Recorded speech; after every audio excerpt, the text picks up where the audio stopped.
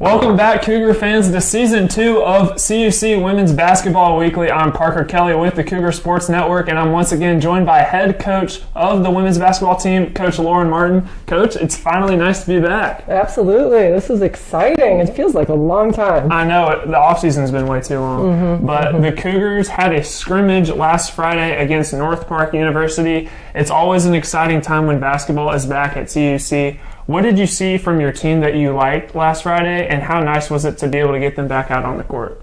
Everything I saw I liked. I mean, there's so much to learn from, so whether some of the stuff could have been, not as great as you want it to be, but going back and watching what this team's potential has and just, from good to bad, I liked it all. And the team opens up on Saturday, opens up the regular season versus Illinois College. They're a team that they won last night against Fountain University. So what do you know about this team going in, and what do you want to see out of your team in Game 1?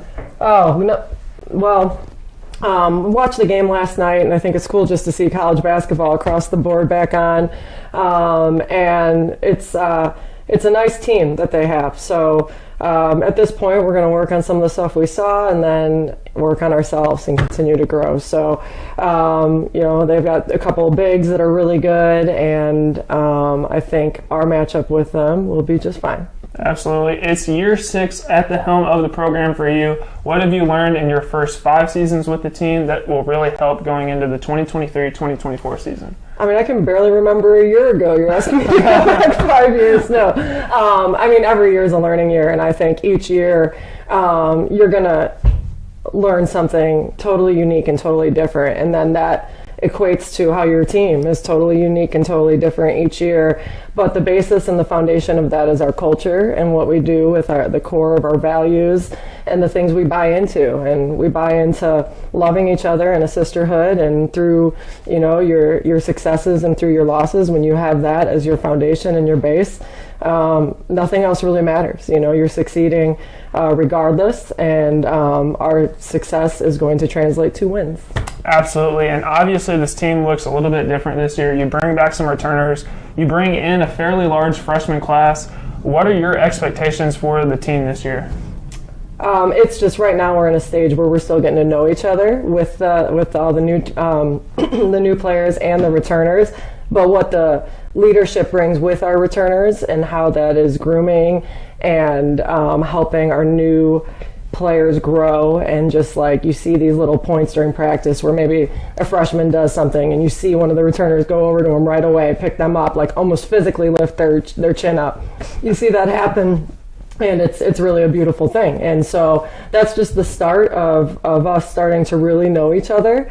But as far as how they're playing and like the cohesion is happening there, it's looking really, really promising. Well, Coach, I know Peter and I will be on the call on Saturday. Really looking forward to watching this team compete. Best of luck on Saturday. Thank you. We can't wait. We're ready. Check out the Cougars as they host Illinois College on Saturday. Tip-off is scheduled for 3 p.m. and coverage can be found on our athletics website at cucougars.com/coverage, as well on our YouTube page at CUC Sports. I'm Parker Kelly signing off, and we'll see you next week on CUC Women's Basketball Weekly. Go Cougars!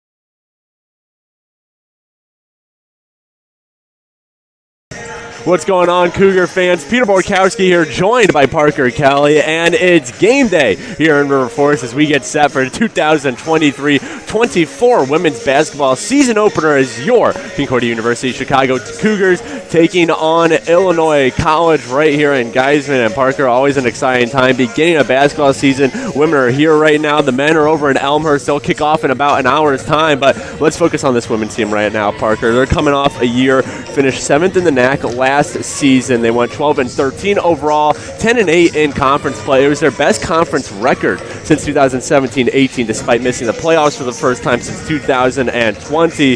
But Parker, there's a lot of good to build off of last year. They had the third best offense in the Northern Athletics Collegiate Conference, but they did lose a couple key players. Kate Bennett is out due to some injuries, and then Jaylene Wade has since moved on to Lewis College right now and still in the Chicago area. But Cougars are really going to be looking to match the production of those two players. And there's no question that last year was probably the best year in Coach Lauren Martin's tenure here. Having to replace those three players like he talked about, not going to be easy. They do bring back some returners with Alexis Desjardins and Missouri Wiggum, players like that. Right. Also bring in a solid freshman class. Yeah. So the Cougars are really going to need those players that they brought in to step up big time. Right, and I think one of the key stories for the Cougars, Parker, is going to be who's running this offense, right? It was Jaylene Wade for the past 4 years during her 10 years at Cougar. Like I said, she's since transferred out of CUC, so they're going to be looking to players like Missouri Wiggum. You mentioned Malia Perry as well coming back. They're going to really be looking at guards like those two, or maybe some freshmen who step up to kind of run this offense and take the hold of it.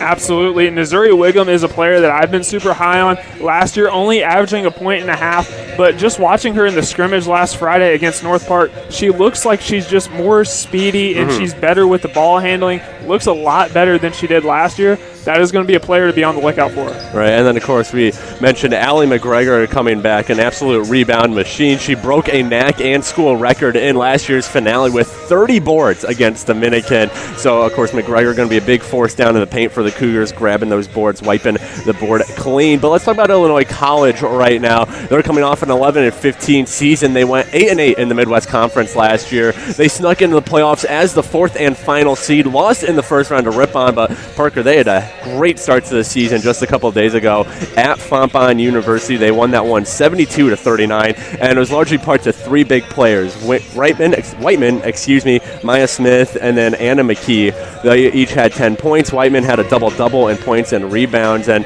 this is just a Illinois College team that, they're always competitive. They're always kind of that playoff race, and it's going to be a good challenge for the Cougars to start the season against them. No, anytime you start the season 1-0, always a great thing, and they were able to get a lot of offensive production out of those three players you just mentioned. They also got it done defensively, holding them to under 40 points. Yeah. It was a great feat. So a great performance from Illinois College. And I know when you talked to Coach Martin on the previous Coaches Weekly, she mentioned that the bigs for Illinois College are going to be someone to really look out for. Cougars don't have a ton of size on their roster, so that matchup between their bigs and ours is going to be an interesting one to watch. Absolutely. Whiteman and Patterson really lead the way in the paint. These are two players that the Cougars are going to have to focus on heavily, specifically within the paint. Allison McGregor is going to have to get it done on the boards, as well as freshman Abby Coolig, who Coach Morton brought in the recruiting class. She's a player that can make a big impact today as well.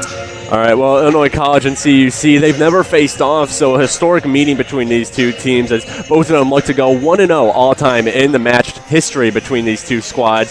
But, Parker, let's get down to brass tacks here. Keys to the game. What do the Cougars need to do today to start their season off 1-0 and take down Illinois College? Well, as we mentioned, they have to replace that offensive production. So the question is going to be who's going to step up. And one player that I really want to see kind of take the reins, Malia Perry. She was a player that got a lot of play time last year.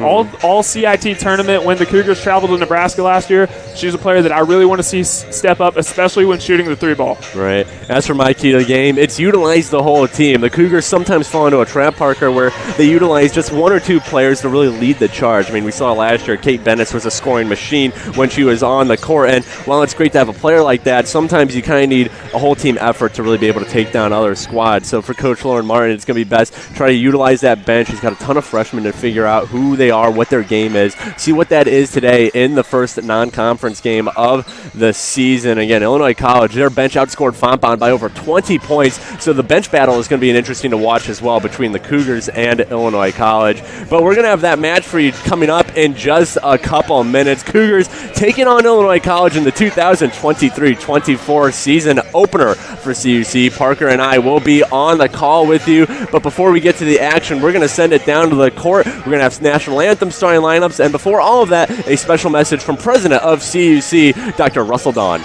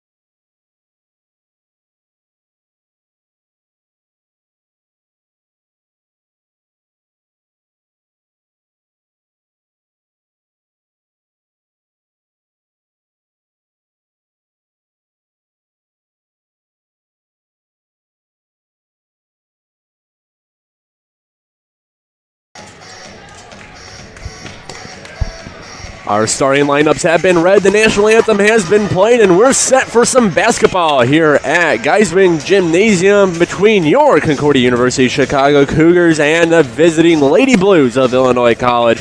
Peter Borkowski here with Parker Kelly. Let's go through those starters one more time for everyone at home. For the Cougars, it is Missouri Wingham, Malia Perry, Kalia Reed, and Michaela Ellis, Allison McGregor as well. Well, for the Lady Blues, Maya Smith, Kendra Bess, Gracie Kaiser, Jalen Patterson, and Ashlyn Reitman as Whiteman and Michaela Ellis go for the tip. Whiteman gets it to her teammate and Kaiser, and we're underway here in Geisman, the 2023-24 women's basketball season, as the Lady Blues look to strike first here. Patterson, that was a botched handoff. Instead, she gives it to Smith inside to Whiteman, turns around, puts up a little J and hits it. Lady Blues strike first, up 2-0 here. We mentioned in the pregame that Ashlyn Whiteman is a problem, scoring 15 points on Wednesday against Fontbonne University. The Cougars are going to have to keep an eye on her out in the paint. Now, Michaela Ellis goes one-on-one with Patterson, and she responds. Michaela Ellis going hard into the paint, able to step back, do a little roll move, put it through the basket. We're tied up at 2. Michaela Ellis has been doing that in her 4 years here in River Forest. The iconic jumper gets it to go to even things at 2. At 2022-23 all-NAC second team member, honorable mention the season before that, and another honorable mention the season before that, as she's playing as a graduate student. Good poke there by Ellis. Lady Blues reset at the top of the key, and going to the rim and drawing the foul was Kendra Bass. Got hit hard on the way up. I think it was on her head, and so she'll go to the free throws, courtesy of the foul on Ellis, her first, the Cougars first as well. Kendra Bass, the 5th year out of Lebanon, Illinois. Great pump fake at the top of the key, driving into the paint with that left hand and drawing the foul by Ellis. Nice play by her.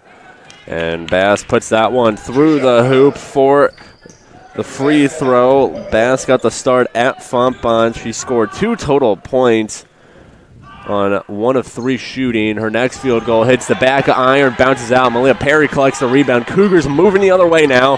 Here comes Missouri Wingham. Wingham running the offense right now, gets the screen set by McGregor. McGregor just stood there for a second. Now they give it to Ellis. Ellis kicks it out to McGregor, out to Wingham. Wingham now, she'll drive to the basket, take a couple steps, and it takes an unfortunate bounce. McGregor with the rebound. Wingham a long 2, too strong on that one. Bounces into the hands of Patterson. We're moving the other way. Just a tough break right there from Wingham, first missing the layup and then the jumper. Nice job by getting back on defense, but giving up the bucket. Yeah, Maya Smith able to put the moves on Kalia Reed, a freshman starting for the Cougars. Reed was concerned with fouling her. Now she puts the brakes on, hits Ellis. Ellis looks around, moves it to Wingham. Here comes Wingham, finds Reed over to Ellis. Ellis, then there's a whistle, and it's going to be a travel on Michaela Ellis. Interesting call by the official. I thought that she had her feet set. It was a nice pump fake, but I think she saw something on the sideline we didn't.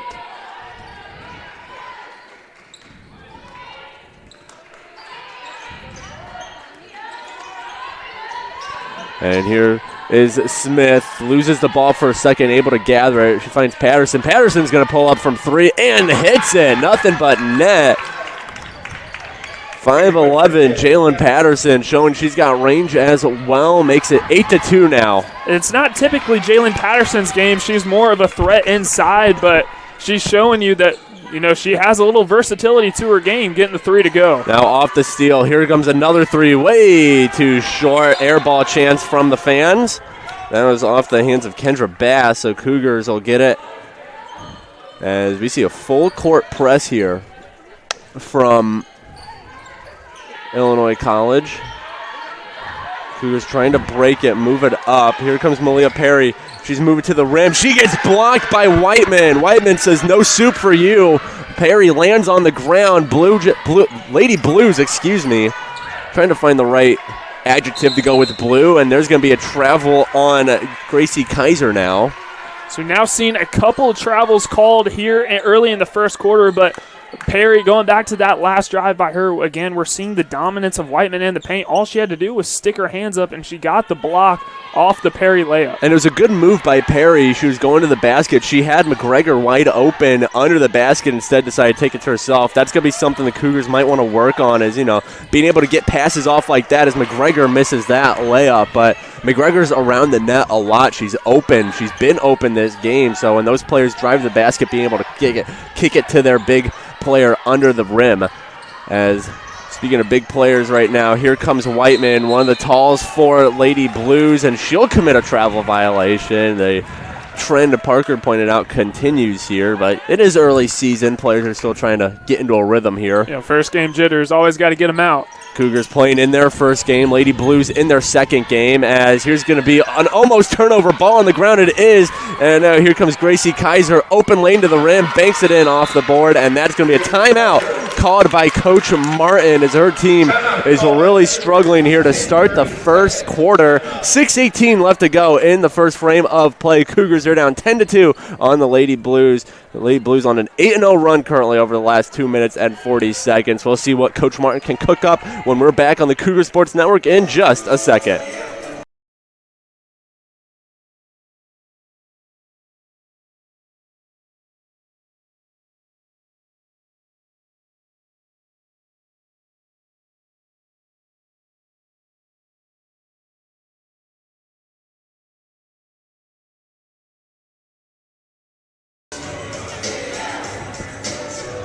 Back here on the Cougar Sports Network, Cougars season opener, not going so hot to start the first quarter, down 10-2 to Lady Blues. Lady Blues on an 8-0 run currently, Parker, and I think we're kind of starting to see the difference in chemistry right now. Lady Blues, they're playing in their second game. Cougars, this is their first quarter of the season, and Lady Blues look a little bit more polished in that regard.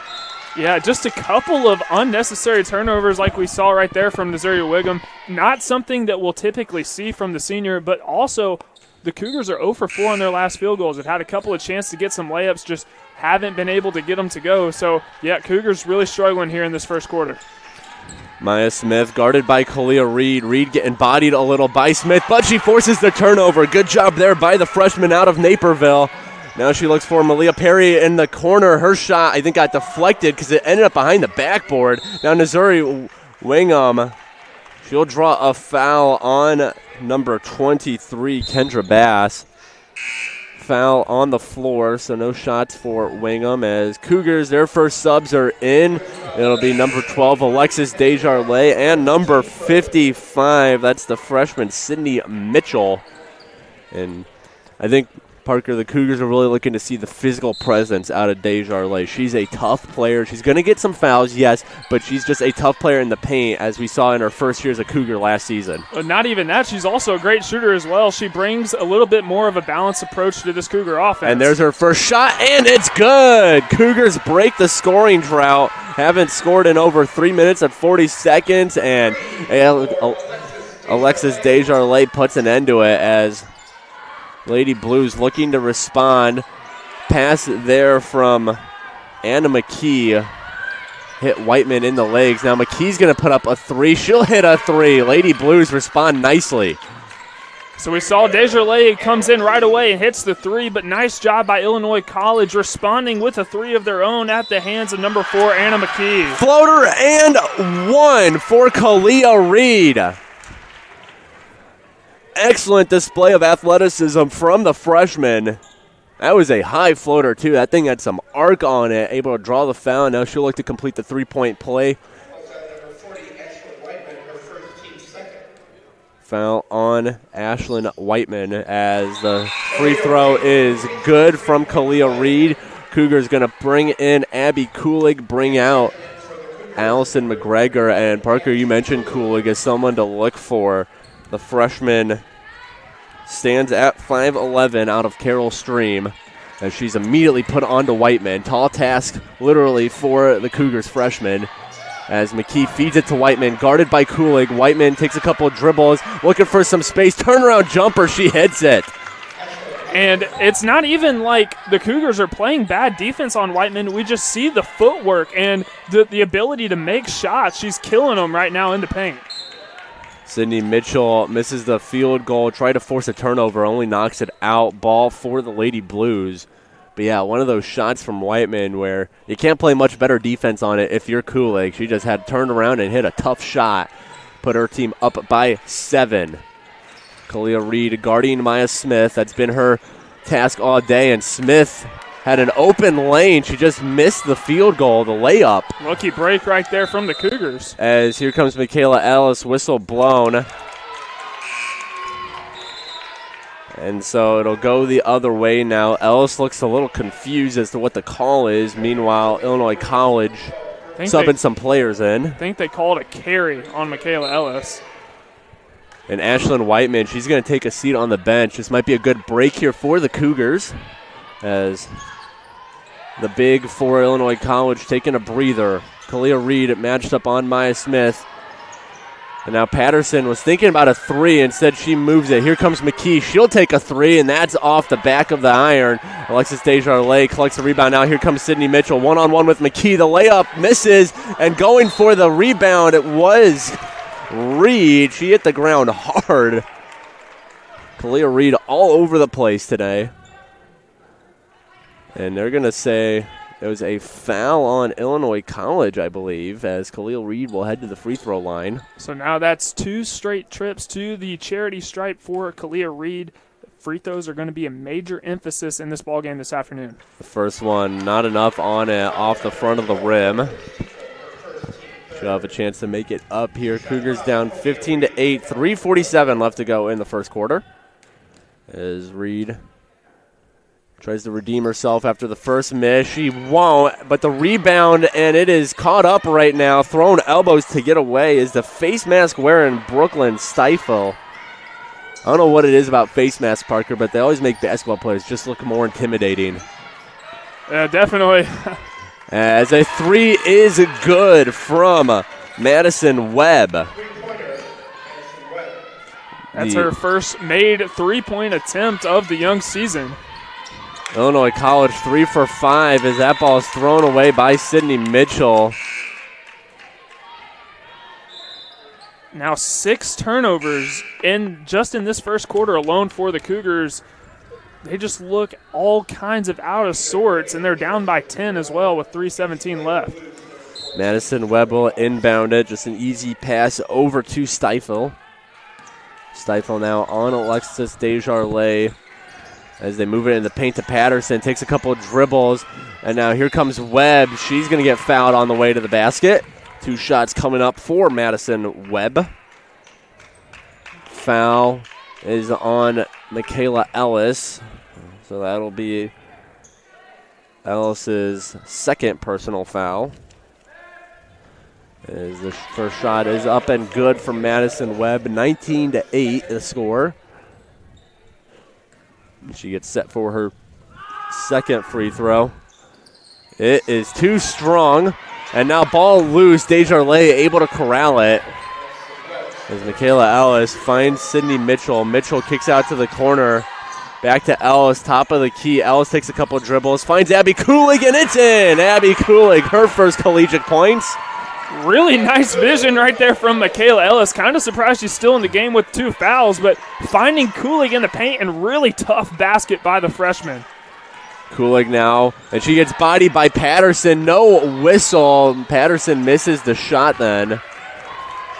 And now it'll be a foul on Patterson. She knocked over Mitchell on the rebound. As Cougars check out Ellis, they bring in McGregor. So some height in the Cougars lineup now between McGregor and Kulig. As Cougars trying to break this full court press. Kulig with it. She hands it to number 10 of the Cougars. As here she is again. She gets knocked down. That'll be a foul on the Lady Blues.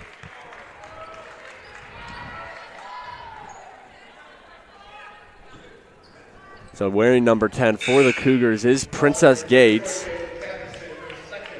Listed as number 2 on the roster. Reason for some confusion.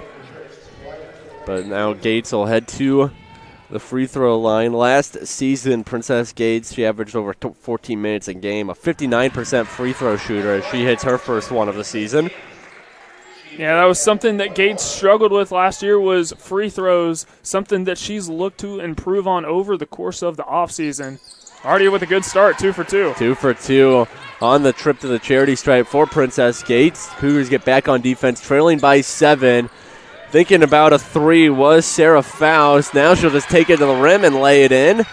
And you got to have better defense right there from sophomore Sydney Mitchell. She just let Sarah Faust get right around her to get the easy layup. As here comes Princess Gates. She throws it away, tried to hit McGregor with the bounce pass. Another turnover for the Cougars. As we've mentioned, that'll be turnover number 7. Cougars really struggling with it. Now here comes Whiteman. She gets the basket. Kulig a little late on the rotation. As now Sydney Mitchell using her speed. She bounces it to McGregor. McGregor puts it up and in. Allison McGregor. Nice bounce pass by Sydney Mitchell, getting it to the left block to find McGregor, who gets the 2 to pull her team within single digits. McKee fed it to Whiteman in the paint, and then she got fouled on the shot. Sydney Mitchell as well as Abby Kulig both playing defense on her. As Cougars still looking for an answer to stop Whiteman. She's at 6 points, has the chance to add some free baskets here on the free throw line. And now we see Leela Scott, another freshman coming into the ballgame. That's now the 10th player we've seen Coach Martin put into the game here in the first quarter, so using a lot of fresh bodies. As the pass is bad, it's going all the way, and it's going to stay inbound for a second and then goes out. Madison Webb threw it out on the effort to save it. So Cougars, they get to inbound deep in the Lady Blues area of the court as they find Kalia Reed. Reed over to Gates. Some Cougars in motion. They find Leela Scott, and it's blocked on the way up by Sarah Faust. The 5'8 senior getting up there to block Leela Scott's shot. Here comes Webb. She kicks it out to Whiteman. A little shot there, no good. Now Cougars moving the other way. Here comes Kalia Reed. And now Scott matched up on McKee. Kulig at the top of the key. Nice moves there by Reed. Three-pointer by Princess Gate. No good. Cougars, they've made 1 3 so far today. 1 for 3 from beyond the arc. And Princess Gates has a quick trigger pulling the 3 right there on the corner. Not sure if that was the best shot considering the time and situation for the team. Sarah Faust puts it on the ground, takes it to the rim. Can't hit the shot, and Abby Kulig able to clean the boards. Less than 20 seconds to go here in the first quarter. Kalia Reed's going to try to slow things down. She's pressured heavily by Faust. She's trying to get around her. She does. Here comes Reed jumper, and it is no good. Allie McGregor, the rebound blocked by Whiteman. Here's a last-second 3 by Reed, and that's good. Kalia Reed hits the last-second 3, and that'll do it for the first quarter. What a way to end it as the Cougars are able to pull back within 6. They're trailing the Lady Blues 23-17. We're going to take a quick break here, and then when we come back, we got second quarter action for you on the Cougar Sports Network.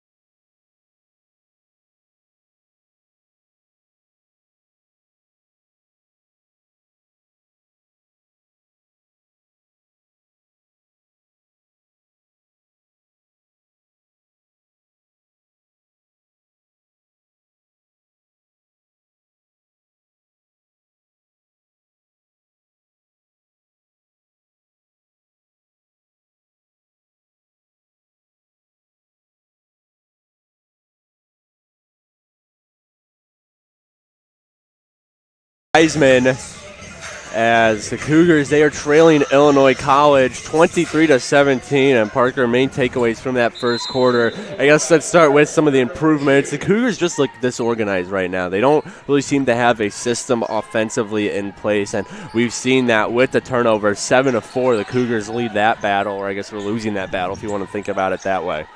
Yeah, and I think what we've really discovered about the Cougars is they have a player in Kalia Reed, and I get it was just her first quarter of her career, but leading the team with 6 points, and she's made some big plays. 3 from Abby Kulig off the front of the rim. Whiteman collects the rebound, and now Maya Smith moves it the other way. Maya Smith, second team All-Midwest Conference last season, as she goes to work on Reed now. She finds a wide open Kendra Bass, who misses the 3, misses it badly. But now Lady Blues get possession back on the foul. Maya Smith to inbound. See, the Cougars created a little momentum at the end of the first quarter off the 3 by Kalia Reed. Now you just got to continue to build off of that momentum here in the second quarter. Kendra Bass, nice cut to the basket. Can't corral the pass, however. Here comes Kalia Reed, the Cougars' leading scorer with 6. Has 1 3-pointer, a made basket, and a free throw.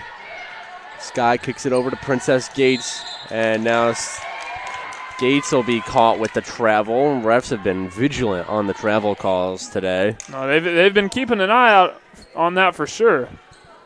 Bass finds Maya Smith. She'll let the ball bounce a little bit before taking control.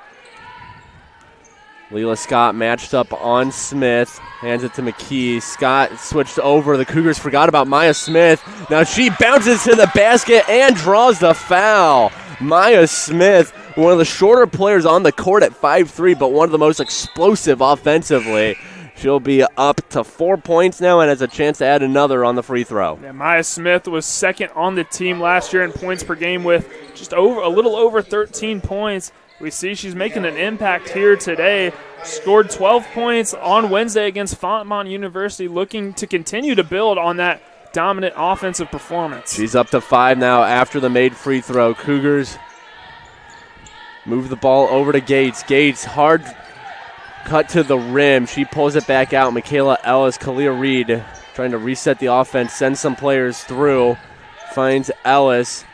Ellis sets up off the screen. She can't hit that jumper. McGregor rebound up and good and free throw. Allison McGregor.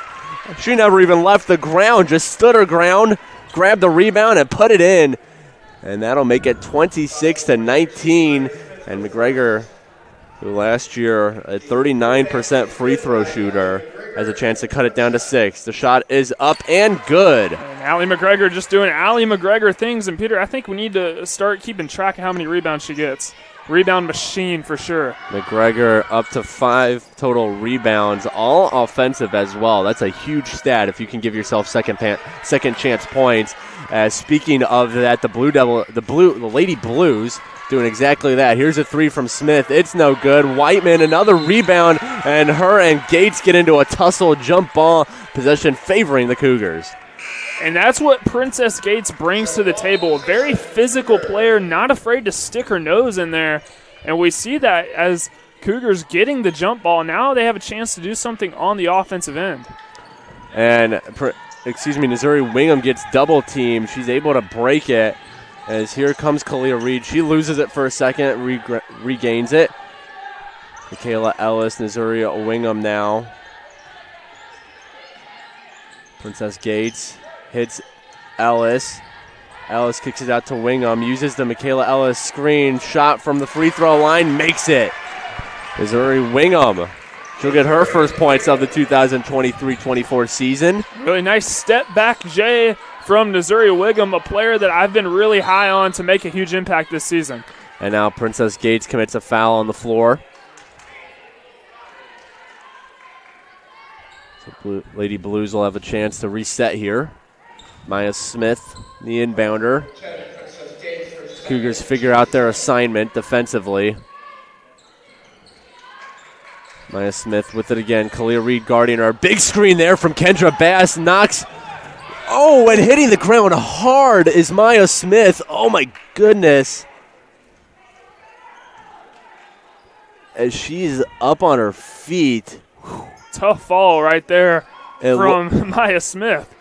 Oh, looked like her head hit the ground hard on the recoil. That is a scary fall for Maya Smith. That's how most concussions happen in this sport.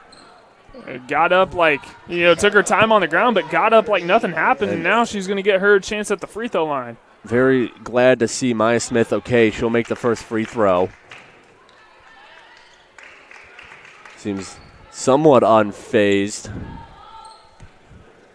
So anytime you take a big hit like that on the ground, you're always worried, as she shows no signs of it affecting her. 2 for 2 from the charity stripe, and now trapping Missouri Wingham. And, man, this full court press is aggressive from the Lady Blues, trying to force those turnovers.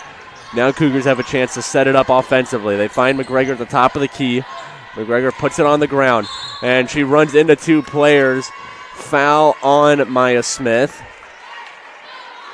I think the Cougars are trying to figure out their spacing as well, Parker. We see a lot of times they almost run into each other, like we see right there. Players run into the exact same vicinity. They just look a little clogged at points. Well, Illinois College coming out in the press, don't think the Cougars were expecting that, so that forces them to have to adjust quickly when getting down the court on offense. Michaela Ellis now kicks it out. Princess Gates puts up a 3, and it's no good.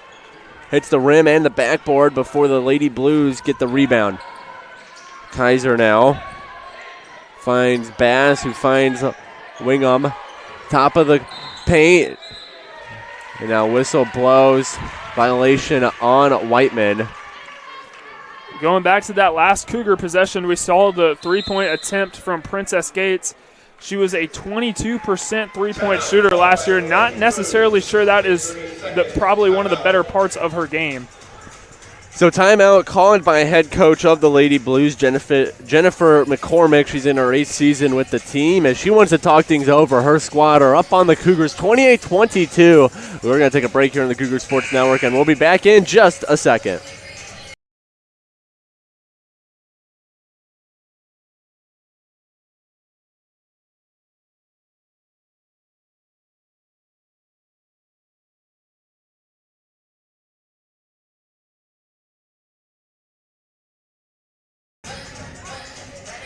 Back here on the Cougar Sports Network, Cougars trail Illinois College 28-22. Cougars will get the ball here on their own baseline as Illinois College continuing their full court press as the Cougars able to break it here. Kalia Reed, ball almost stolen by Bass. Reed hangs on to it. Reed now matched up by Bass. McGregor, top of the arc. Hands it back to Reed. Reed finds Michaela Ellis on the three-point line. Ellis dribbles in, takes the J, and hits it. Michaela Ellis. She's kind of like one of those DeMar DeRozan type players where as long as she gets into her spot, which is right beyond the paint, she's going to be able to knock down those jumpers. So it's her thing that she's been doing that for her 4 years here. She's known for that jumper. Travel called on Illinois College. Michaela Ellis is fired up. She was the primary defender on the player who committed it. And now she'll get a chance to inbound it, send her team the other way. She finds Missouri Wingham. Wingham getting trapped. Chest pass over to Kalia Reed. Reed now takes a jumper, and hits a jumper. Kalia Reed. She gets up a little gingerly, though. She's good running back on defense. Kalia Reed continues her hot start to her Cougar career. Cougars down by 2 now, 28-26. Maya Smith over to Kendra Bass. Sends a floater to Whiteman, who just puts it in. Ashlyn Whiteman just unstoppable when she's that close to the basket.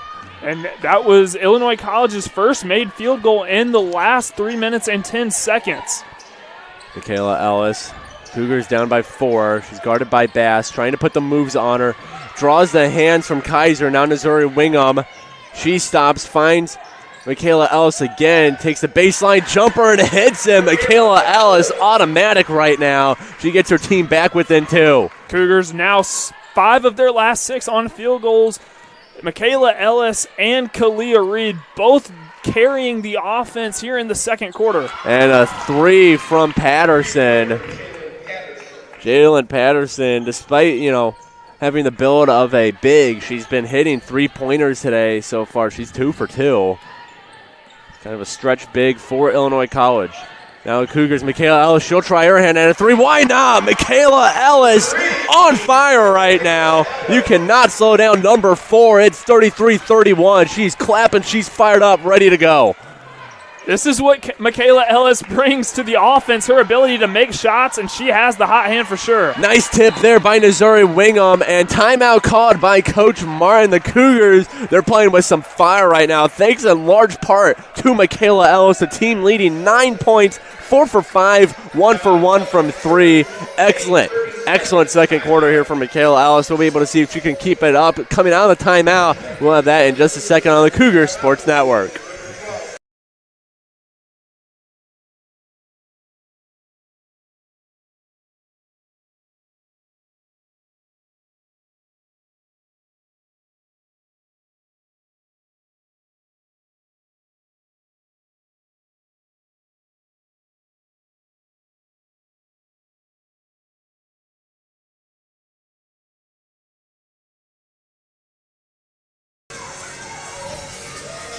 Cougars, they trail Illinois College by just 2 here. And Illinois College, they had a largest lead of the night at 11. A minute 45 left to go in the first quarter, and the Cougars have done a good job of just chipping that away, and now they have it down to a 2-point deficit. Yeah, it's you blink, and they're down by 1 basket. And Michaela Ellis is just doing Michaela Ellis-type things. 9 points, and she's hot right now. Desjardins for the lead. No good from the corner. Alexis Desjardins. She 1 for 2 from three-point land now. McKee puts it on the ground against Wingham. Nice block there by Desjardins. Able to get it was McKee. That was her pass that was deflected. Michaela Ellis on Whiteman. She can't make it, and ball out. Last touch, Michaela Ellis, but this might be Coach Martin's answer to Whiteman, Parker, which is he put Michaela Ellis, who's a very physical player, in there. And no, she's not going to get the blocks because she doesn't size up with Whiteman, but she's going to be physical. She's going to disrupt Whiteman on the ground and make those shots hard to make. And that was the second miss from Whiteman today. Very rare miss by her, and great defense, like you pointed out, by Ellis, just bringing that physical component to the defense. McKee guarded by Wingham, top of the arc for Webb. Now Webb, she'll put it on the ground, take it to the rim, tries to bank it in. She can't. Ball loose off Kalia Reed, but last touch by Webb. Illinois College continuing to be aggressive the whole length of the court. And the Cougars have found a way to break that press, and now we see Illinois College has reverted back just playing a traditional style of defense. Desjardins moves it towards the corner with Reed. Here's Wingham. She gets it back to Reed. Reed jab step, fires over to Desjardins. Cougars got less than 10 on the shot clock. Reed, she'll put up a 3 for the lead off the front of the rim. Cougars get the rebound, though. Abby Kulig with the tip. Pass inside to Michaela Ellis. Tied ball game. Michaela Ellis, first player in double digits tonight. And she's been huge in this comeback for the Cougars. We're tied up at 33. Great vision by Missouri Wiggum, finding Ellis on the block and getting her 11th point. And Ellis gets knocked down on the rebound, draws the foul. She's fired up, pounding the ground. And how about this comeback by the Cougars? Got off to that extremely slow start in the first quarter, but they have just been dominating here in the second quarter. Yeah, and it's actually reversed what we saw in Illinois College's first game as they dominated the second quarter of that game, 29-8 over Fontbonne. Michaela Ellis, a jumper for the lead. Someone needs to cool her down. She's on fire right now. Michaela Ellis cannot miss. 6 for 7 from the field as McKee, a heat check here. She'll hit the back iron. Nothing there. Abby Kulig grabs the rebound, fouls abound, whistle blown. Kalia Reed ended up on the ground. The foul ends up going to Whiteman.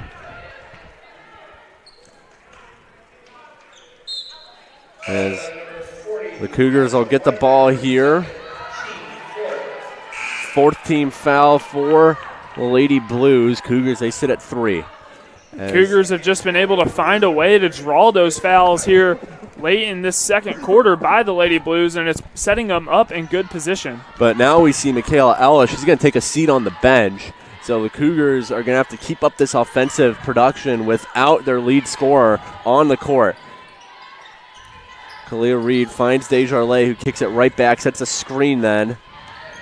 Reed, Desjardins looks for a shot, instead puts it on the ground. She'll draw a foul on the way up. Alexis Desjardins able to earn a trip to the charity stripe, her first of the season. 35-33, the Cougars lead. Desjardins going to look to extend that as her first shot is up and good. Last season, Desjardins, an 86% free throw shooter. She was no doubt their best free throw shooter last year for a team that really struggled, shooting just over 61%, a little under 62, which ranked 10th in the conference. Cougars have to be strong from the charity stripe, not just this afternoon, but throughout this season. Yeah, it's kind of a forgotten part of the game almost, as here comes a three from Stifle, no good. Knocking the rebound out was Reed. Now McKee, she'll try her end at a three. She can't hit that either. Rebound still up, grabbed by Kulig, but the free throws, Parker, I mean, I think everyone kind of overlooks them because, you know, you think, oh, it's a free throw, you should be able to hit that, but being able to consistently hit free throws, I mean, that's a difference of a couple points every game. Yeah, got it. You have to be good from the free throw line. There's truly an art to being a good free throw shooter, for sure. That and being able to draw fouls while shooting, that's another thing that goes overlooked at times, as Michaela Ellis, she's ready to check back into the game. Less than a minute left. She's just waiting for the right chance. And charging foul called on Gracie Kaiser. Cougars will go the other way, and they should have a chance to bring it in. Ellis, they do. She'll check in for Abby Kulig. Kulig been productive in her debut with 5 boards. And so she'll check out for Ellis. Reed. She'll go to the rim, and Reed, no defense in front of her, says, I'll take this open lane. Lays it in, 39-33 the score. She goes to work on Maya Smith defensively. Just a complete lapse by the Lady Blues, a complete open lane for Kalia Reed. And now she's playing standout defense, and she causes the turnover. Kalia Reed have a debut, getting lots of support from the crowd. You love to see that. Just hands all over the place, looking like an inflatable man outside a car dealership. Now 2 Cougars in double digits with Ellis on the bench with 13. Now Kalia Reed with 10. Both of those players just having a phenomenal first game. Shot clock about 2 seconds ahead of the game clock. Kalia Reed could have pulled from the 3. Instead, she dishes it back to Missouri Wingham. Now she'll hit it back to Reed. Now back to Wingham, playing some Jackie Moon basketball here. And that'll be a violation on Wingham. So the Lady Blues, they'll have 7.4 seconds to try and make something happen here before halftime. Cougars bringing in the defensive stoppers and Abby Kulig and Allison McGregor, making sure no easy baskets allowed around the rim. 6 seconds remain in the first half. Big screen there by Webb. Here comes Kendra Bass. She hits the bottom of the rim, but she'll draw a foul on Alexis Desjardins, who looks a little confused by the call. So 2 shots coming here for Kendra Bass, and then the Cougars have 0.9 seconds to try and do something with it. See what theatrics they can pull off in the last second of the first half.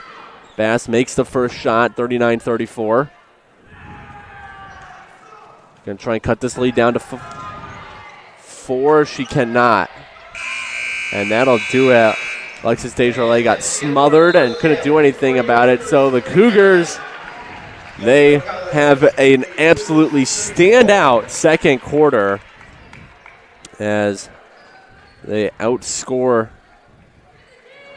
Illinois College 22-11. They're going to take a 39-34 lead into the halftime break as the teams head to the locker rooms. So we're going to take a break here on the Cougar Sports Network as well. And then when we come back in roughly 15 minutes, we'll have second half action for you. The 2022-24 season opener well underway here in Geisman. Cougars on top of Illinois College 39-34. We'll be back in just a second on the Cougar Sports Network.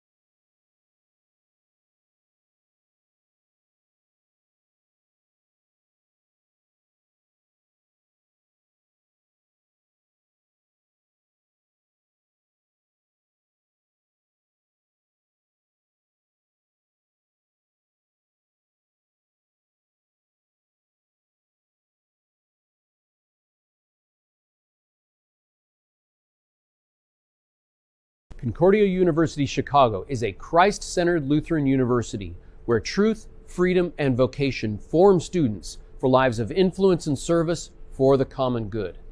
Our university offers a wide variety of undergraduate and graduate degree options that are available in person and online. That means we have a program designed for you. Whether you're a high school student, an adult returning to complete your degree, or someone looking to enhance your credentials and prepare for career growth. As a member of this university community, you'll also find support in your spiritual and personal life so you can grow in the faith and discover ways to serve others. To start your next journey with us, visit cuchicago.edu today.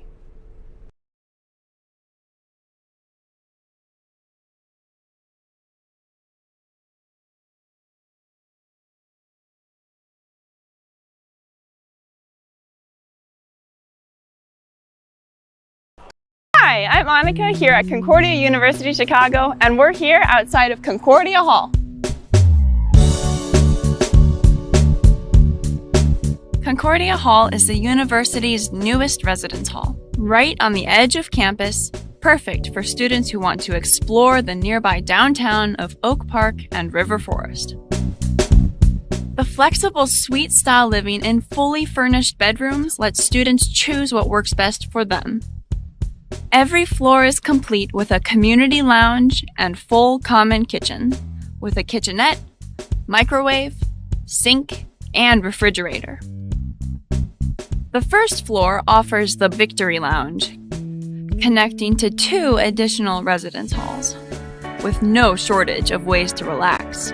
You're also right next to an open, outdoor plaza, better known as Victory Lane. So now we're here in Concordia Hall's suite-style dorm room, and this is a really nice place to just hang out and chill. And since it's so big, there's plenty of room to spread out and do your homework and just relax.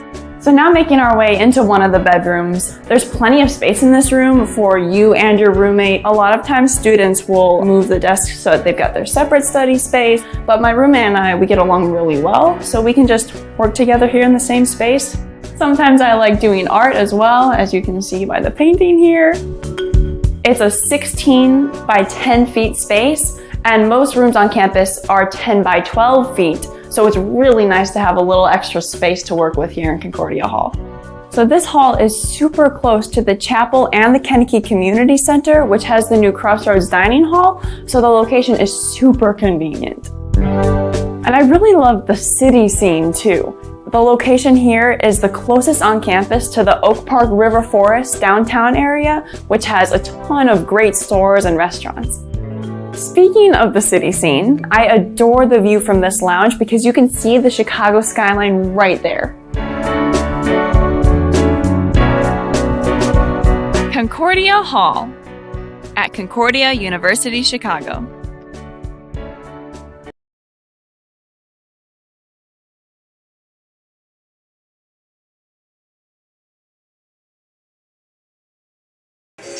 A CUC nursing student and choose to stand tall for healing at a university that places Christ at the center and embraces teaching students to live a life fulfilled by purpose and meaning. Concordia University Chicago's new Bachelor of Science in Nursing degree is an innovative and rigorous 4-year program that will prepare you to rise to the daily challenges of a rewarding nursing career and serve a greater cause. Our newly built modern simulation center features 4 distinct spaces: a skills attainment lab, multi-specialty intensive care spaces, a health assessment learning center, and a simulated home environment. Due to our close proximity to many world-class teaching hospitals, CUC's clinical rotations offer an abundance of diverse and real-world experiences. Learn more about earning your BSN at a Christ-centered university today.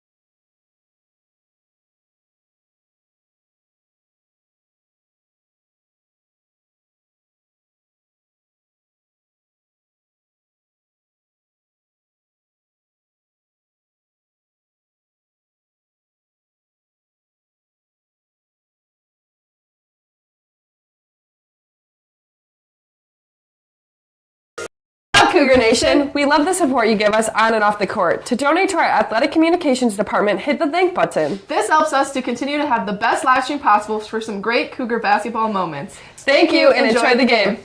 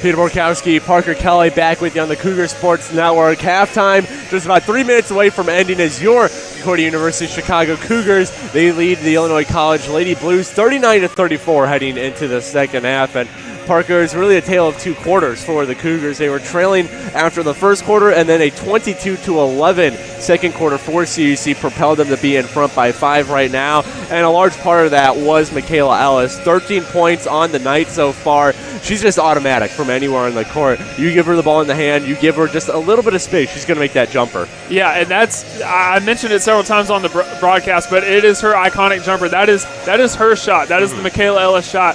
When she's able to find a little bit of space, get that step back, it's basically automatic. Right, and then helping her along the way was Kalia Reed, the freshman playing in her first half of collegiate basketball. 10 points already on the night. She's been a major boost to this Cougars team offensively. And we were talking about in the pregame who's going to step up to replace Jaylene Way in handling the point, or even Kate Dennis. And both of those players, like you mentioned, Kalia Reed coming in as a freshman and doing what she's doing, despite having the 10 points, she's made some great plays on defense as well. Right, and I think the other thing about the Cougars is they figured out the Whiteman problem. We saw Ashlyn Whiteman was having a field day with the Cougars in the first quarter just because of her height and everything, and then the Cougars decided to put Michaela Ellis on her in the second quarter, and even though I mentioned Ellis does not match up with Whiteman size-wise vertically, she's strong and she's physical and she's disrupting Whiteman at the base, and now she's only got 8 points so far. Yeah, originally we saw Allison McGregor on her, and this is not a shot at her, but Michaela Ellis just brings a little bit more of a physical component. A little bit more oomph, yeah. And when we saw that they made that change and had her guarding her, it was a huge difference. Only 8 points, which I'd say is a win for the Cougars in the first half. She even missed her last couple of field goal attempts, so it was a big win for the Cougars. All right, Parker, we're about a minute away from kicking off the second half, so I want to get your idea here about what do the Cougars need to do in this second half to keep the momentum going. What's going to be, whether it's an improvement or something that they've already been doing well, what's the key to winning the second half and walking away with a win on the day? Well, we've seen Ellis and Reed have both taken over this game offensively. Keep it in their hands. Got to keep the foot on the gas. You cannot come out of halftime sleeping because Illinois College is going to be ready to go in the second half. Keep your foot on the pedal and go win this game. All right, well, Cougars and the Lady Blues, they're about 42 seconds away from kicking off the second half. Parker and I will be on the call with you as we have been all night, so stick around. We'll be back in just a second for second half action between the Illinois College Lady Blues and your Concordia University Chicago Cougars.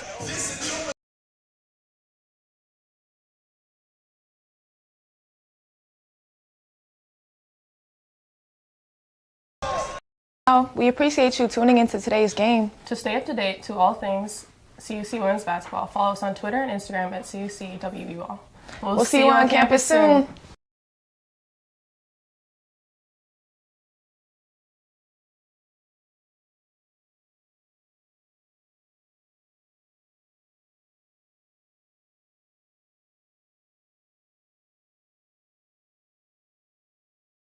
Number 3.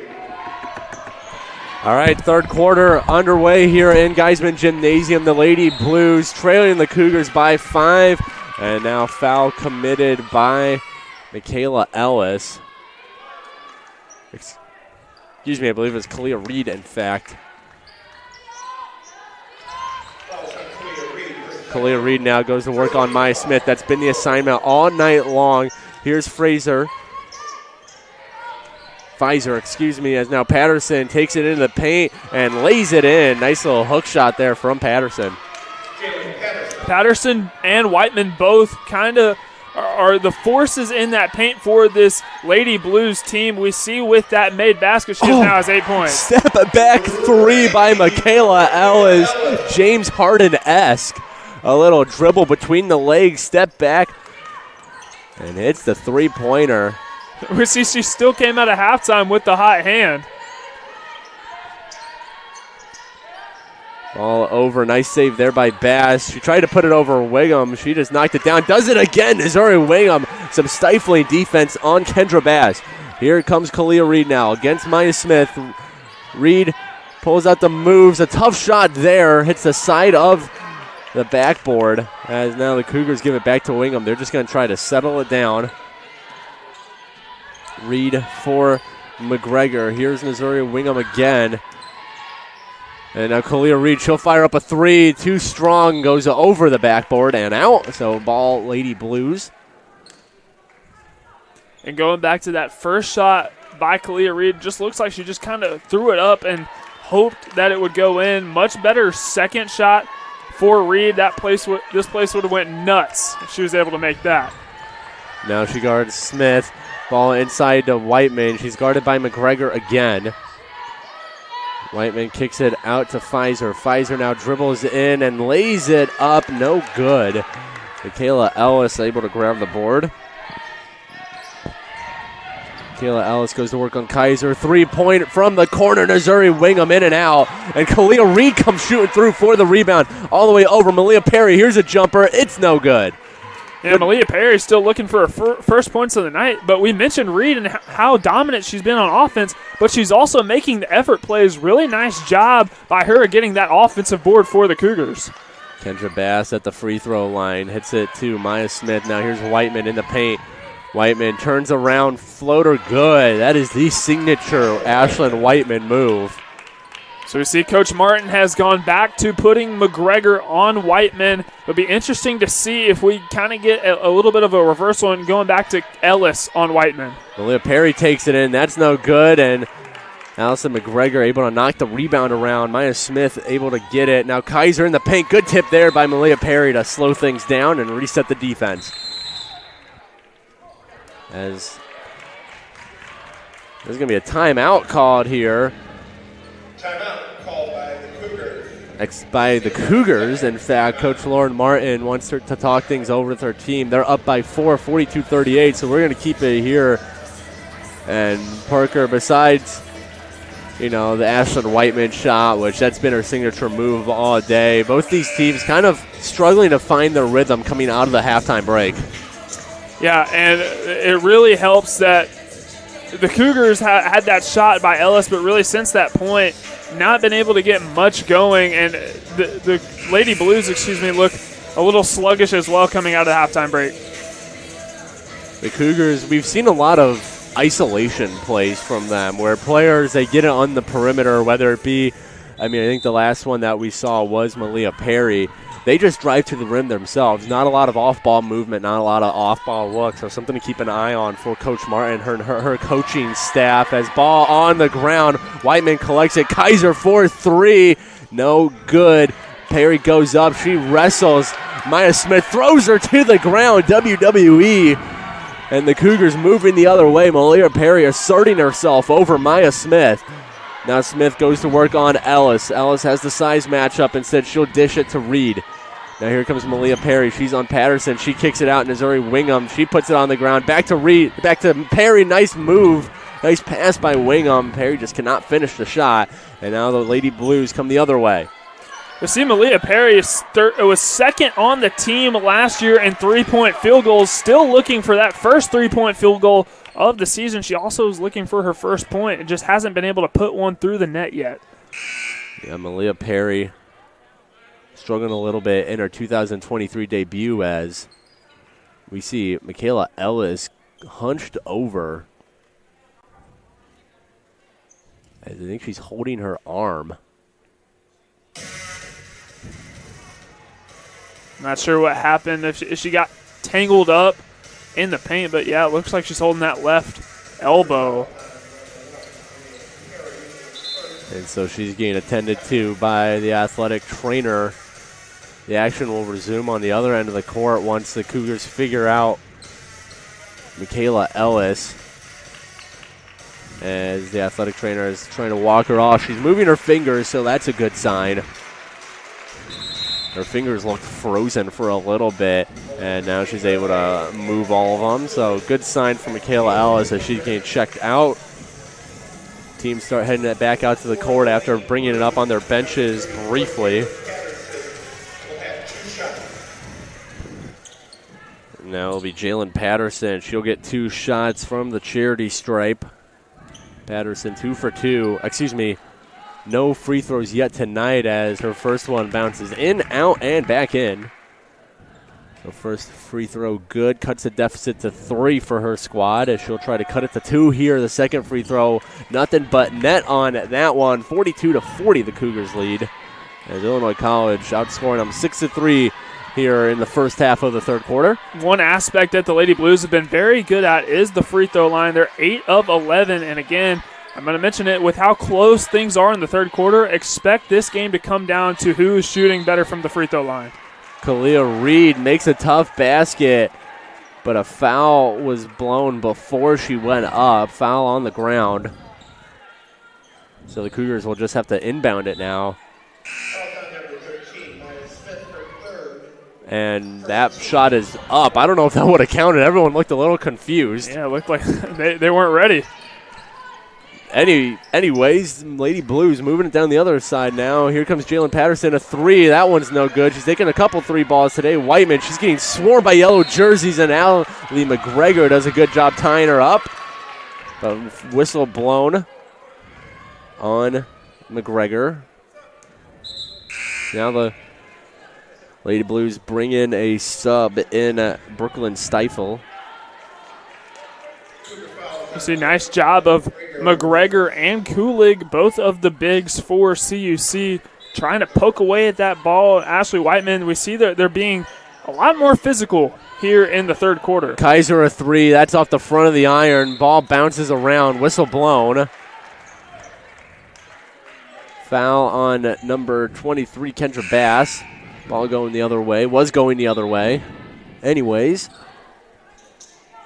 Cougars protecting a 2-point lead here. 5:45 left to go in the third quarter. And something else that I find interesting coming into this game, this is an Illinois College team that doesn't necessarily utilize a whole lot of depth, only have used 8 players in this game, whereas the Cougars, on the other hand, have used 10 different players. Nice pass inside by Desjardins. McGregor gets blocked on the way up. Now Desjardins baseline drive. That gets blocked as well by Patterson. Ball still loose. Players on the ground now. Whistle blown. Possession does favor CUC. So they'll keep on it. Cougars get a sub in. Missouri Wingham out. Princess Gates in.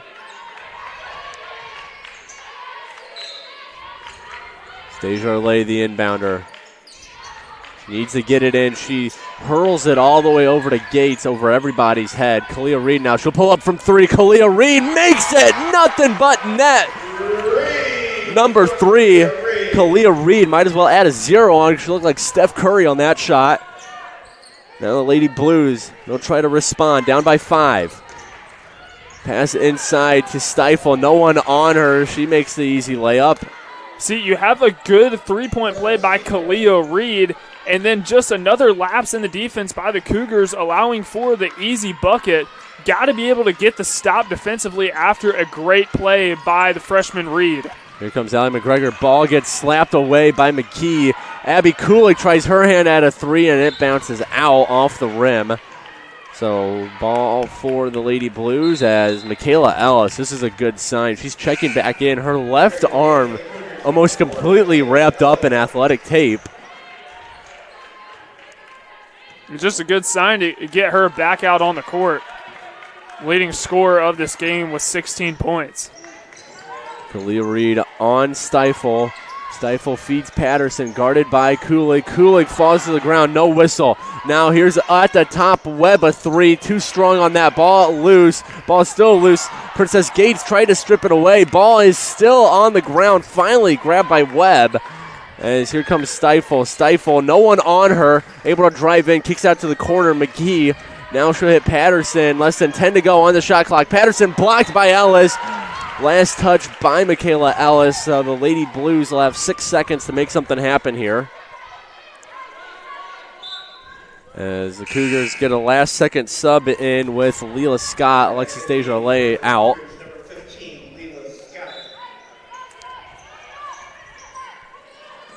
Inbounding it is Stifle.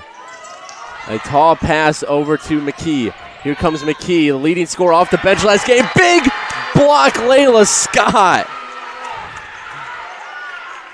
Barely left the ground, just got her right hand up there, swatted it down. And now Lady Blues, they'll have 1 second left on the shot clock. Leila Scott, a freshman, she does not play around. Really good block by her, just putting her hands up. That's all she had to do to get the block. McKee grabbed the inbound pass, but there was Scott again with her hands up, so McKee just couldn't do anything with it before the shot clock ran out. As Khalil Reed now carries it up far side of the court. Princess Gates. It's Layla Scott, top of the arc. Princess Gates gets it back. She puts it on the ground and hands it off to Kulig. Kulig sidesteps the defender. Now here's Michaela Ellis. Through the legs, pulling some fancy moves on Patterson. Now Khalil Reed, another three, too strong. Rebounds right into the hands of Anna McKee. Nice shot selection by Reed. We see she just has such a pretty stroke, just not able to get it through the end of the net. Layup by Patterson, no good. And now Webb, she'll go up and draw the foul.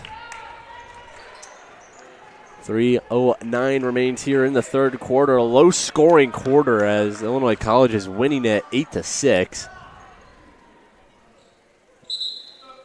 We had a 40-point first quarter, a 33-point second quarter, and right now we're sitting at just 14. 3:09 left to go as Webb hopes to add on to that total. She'll miss the first shot, so she won't yet. Second shot coming up from Webb, and that one rolls its way in. 45-43 the score. Sydney Mitchell checks in for the Cougars. She handles the ball. Now hands off to Michaela Ellis. Drive to the rim. She gets swarmed. And it'll be a foul on the Lady Blues. On Patterson, number 34. So inbound pass for the Cougars. Ellis will do the honors.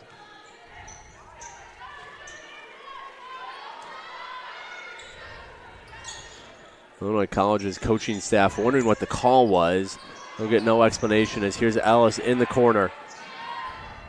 She'll fire up a three. That air balls into the hands of McKee, and now a foul on Leila Scott. She knocks McKee down to the ground. See Scott just trying to get a piece of that ball. Just a little too aggressive, trying to reach for it. Ends up drawing the foul.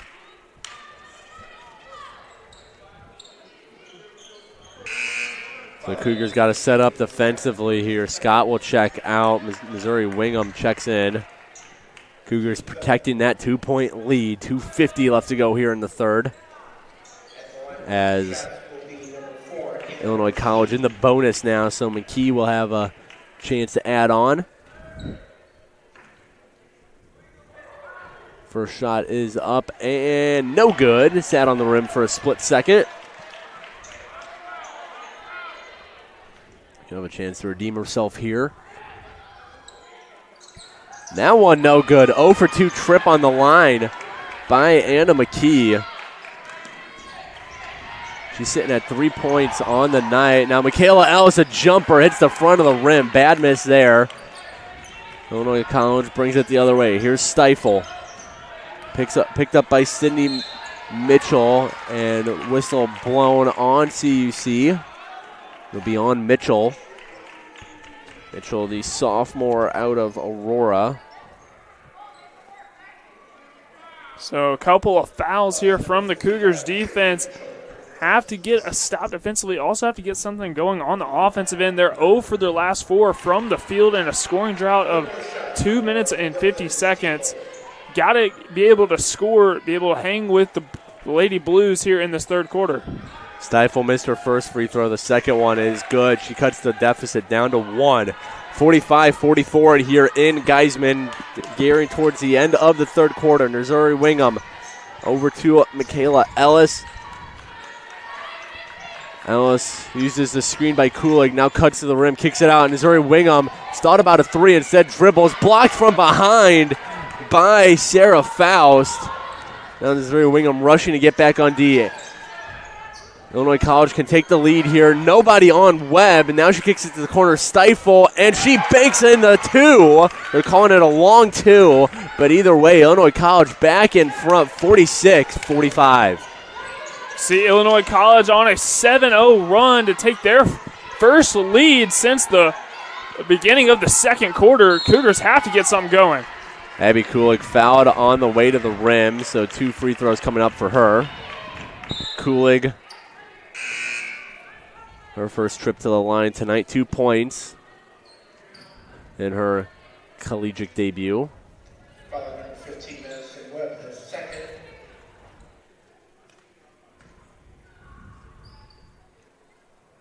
Kulig, her first shot, no good, too strong. One more for Abby Kulig.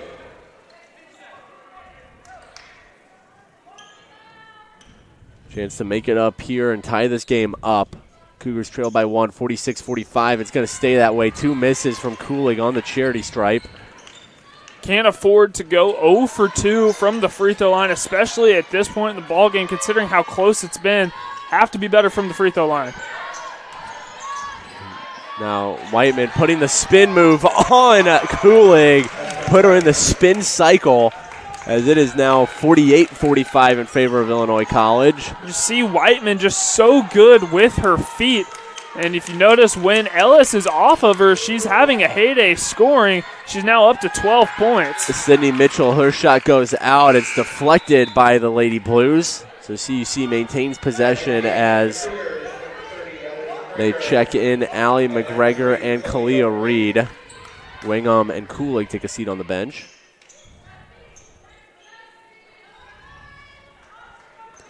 Inbounding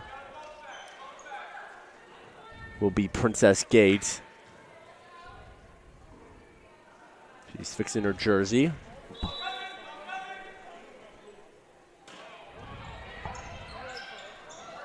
Gates looking for an option here. Finds Allison McGregor, who dishes it to Michaela Ellis. Now she finds Reed. Reed, hard dribble. Here's Sydney Mitchell for 3. Yes, sir! Sydney Mitchell. Her first points of the season. Her first made field goal. Her first three-point attempt as well. And the Cougars tied it up, 48-48. Stifle.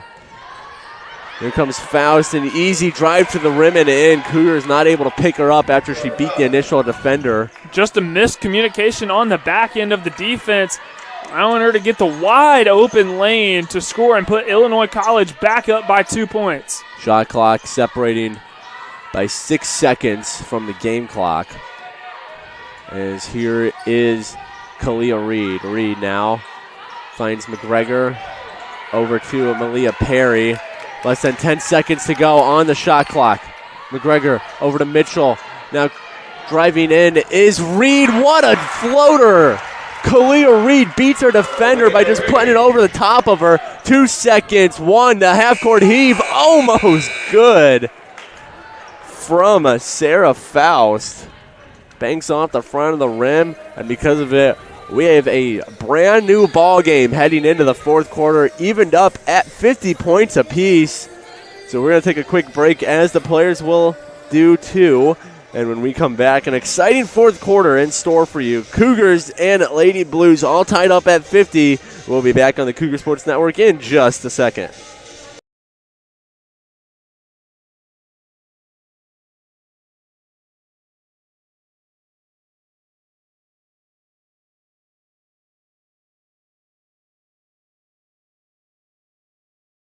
Cougar fans, Thanks for tuning into today's game. for more information on the women's basketball program, head to cucougars.com. We hope to see you at our next game.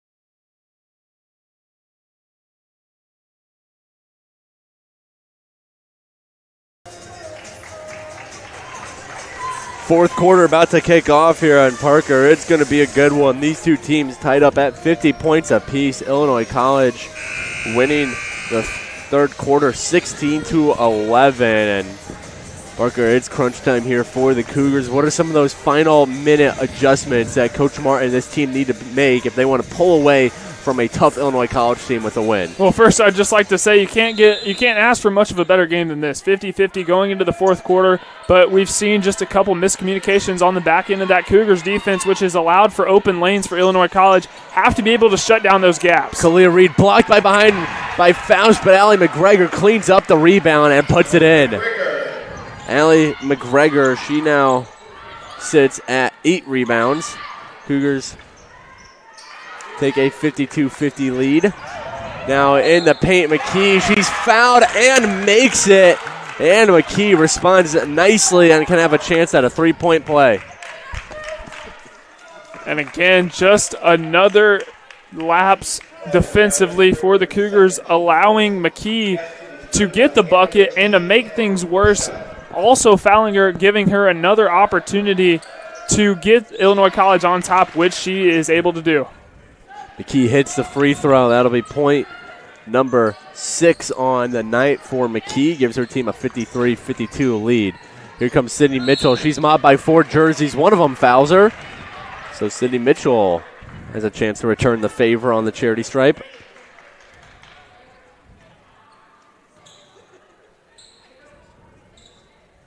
Sydney Mitchell, her first trip to the free throw line tonight. Her first shot is good. So we're tied up again at 53. She gets a chance to take the lead now.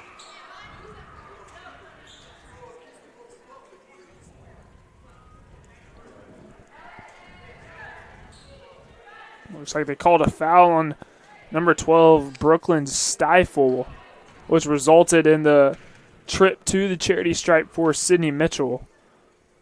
Mitchell's second shot is no good. Takes a bounce off the front of the rim. So we're tied up again, this time at 53. Stifle. And now Anna McKee. She'll try her in at a 3. No good. Kalia Reed with the board. Reed now hands it off to Mitchell. Right back to Kalia Reed. She'll drive. Baseline jumper. No good. Hit the corner where the rim meets the backboard. Less than 9 minutes to go now in regulation.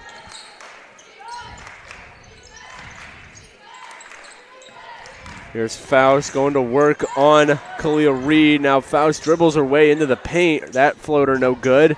And that pass to try and save it from out of bounds right into the hands of Reed. Kayla Ellis on Faust. Ball hits the feet of Patterson. And now the Lady Blues, they'll go the other way. Head coach Jennifer McCormick telling her team to slow it down a little. Just another bad turnover by the Cougars. As there's another foul on the Cougars. This one on Princess Gates. Recorded it on the shooting Stifle. See, now there have been many attempts or trips to the free throw line for Illinois College. They're currently sitting at 11 of 18. Meanwhile, the Cougars sitting at 7 of 12. Those 4 extra made free throws for Illinois College really making a difference. First shot from Stifle. She will not add to those 11 makes. She misses the first one. Gets ready for her second shot to try and give her team a lead again. She does. As now we get some subs in. Kendra Bass checks in for Stifle while Alexis Desjardins for the Cougars.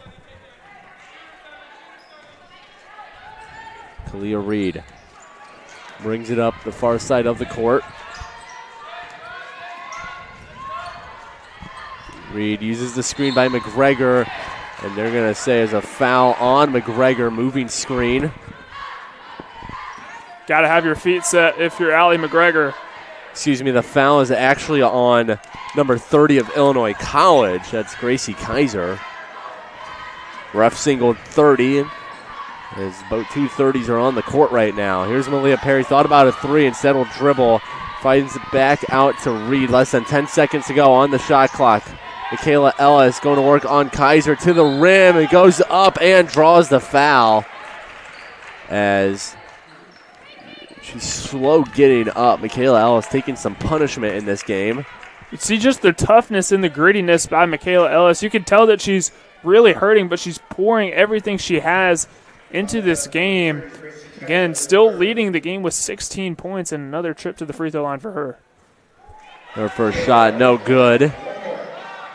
So she'll have a chance for another one here. 54-53, the Lady Blues lead. As Ellis's second free throw is up and good, so we're tied up again at 54. Neither team able to pull away from the other. Webb. Seen 6 times this game has been tied, or excuse me, 7, and 4 lead changes. You just cannot ask for much better second half if you're a fan. Here's Whiteman. She's going to pull up on long two, in and out. Ellis going up for the board. Whiteman trying to change it up in terms of how she's getting buckets. Now here's a three from Malia Perry, no good. Allison McGregor rebound. She gets tied up. Foul on Illinois College. It'll go against Maya Smith. The second team all-conference member last year, sitting at 7 points, 2 of 6 shooting. As nice pass there by Desjardins finds Michaela Ellis. She pulls it out. Now here's Kalia Reed, another three, no good. Ball bounces around. Desjardins for Malia Perry. Now Kalia Reed again. Couple dribbles, pulls it out, fires it over to Perry, who gets it into a cutting Michaela Ellis, who goes to work on Patterson. Corner three for Alexis Desjardins. It's the side of the backboard.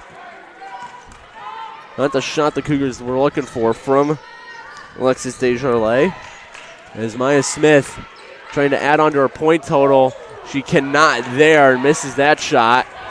And now a long head pass from Michaela Ellis. Malia Perry ran out of space, turned it over. Just threw that one up there. Got to be a little bit more careful with the ball, especially in late game situations where you're tied, like the one we find ourselves in now. 54-54. Whiteman set to go to work on McGregor. Instead, she dishes it out to Webb. Webb now a dribble, loses it as Michaela Ellis is down on the ground. She's having trouble getting up. Three from Reed, no good. Michaela Ellis looks phased as a timeout is called by McCormick. So 30-second timeout by McCormick. We'll hang out here on the Cougar Sports Network, but a close fourth quarter so far between these two squads as they've matched each other in fourth quarter scoring 4-4. No team really able to pull away here, Parker, in the fourth quarter. No, and just like to mention, Kalia Reed, we saw she had the hot hand in that first half, the 10 points. Only scored 5 points so far in this second half. She's really cooled down from three as well. She's 1 for her last 6. Cougars really going to rely upon her and Ellis to both step it up in the second half to pull away from the Lady Blues. Yeah, and Ellis, of course, has been dealing with some injury problems in the second half as a total, though. Ellis sitting at 4 points, 1 for 3 shooting, 1 for 2 from beyond the arc, and one of her points was a free throw. Ellis looking to hang in there for the remaining 6:13 of regulation and overtime if needed. Certainly looks like it's a possibility here. Webb for Bass. Bass dribbles inside, and it'll go out off her own foot. So CUC gets the ball here, 54-54. Ellis finds Kalia Reed. Reed has been a star in her freshman debut as a Cougar. Alexis Desjardins, spin move, floater, no good. Whiteman, the rebound. Pass ahead to Patterson, no good on that layup. Both teams struggling from the field today in this second half, specifically this fourth quarter. As Desjardins, she's going to pull up a long three, too strong. Rebound by Patterson, and back and forth we go here. Kendra Bass almost slips as a whistle is blown. Foul on Kalia Reed. Cougars have really cooled down from the three-point line as a whole, only shooting 25%. It's not a great number. shooting 32% or a little over 32% from the field. And I have to find a way to make some shots here late. Kaiser float pass into Patterson. That layup is good. There are those points. So Illinois College, they're up 56-54 now. Michaela Ellis, she'll pull up from 3 for the lead. No good. Rebound gathered by Illinois College. CUC struggling here in the fourth quarter to make shots. Kendra Bass baseline drive. She scores, and that's going to force a timeout by Coach Martin and the Cougars. He's going to use a 30-second timeout. Give us a chance to look at the box score a little bit. In the second half, Parker, the Cougars 17% from the field, 0 for 9 in their last 9 shots, and they have not scored a bucket in 2 minutes and 44 seconds here. And that's largely what this timeout is going to be about, which is, guys, we need to get buckets here. We're down by 4, less than 5 minutes to go in the last quarter of regulation. How are we going to be able to do that? Because we saw the reason the Cougars came back was because Michaela Ellis was absolutely on fire in that second quarter. Well, she's cooled down a lot in the second half, largely in part because she's dealing with an injury on that left arm. But with their star player inhibited, it's up to Coach Martin and her staff to kind of figure out how are we going to get around that, still put points up. Well, part of that boils down to shot selection. You mentioned Cougars 0 for their last 9 on field goals, haven't scored a bucket in 2 minutes and 45 seconds. They're not taking the best shots, and also they've really struggled from 3 in the second half, but they continue to go back to it. So part of what's going to be beneficial for the Cougars is taking smarter shots in the last 4 minutes and 42 seconds of this game. Yeah, when something's not working, you obviously got to change it up, be willing to change it up. As we'll see what Coach Martin and her staff cooked up in the timeout. Cougars trail by 4, 4:42 to go.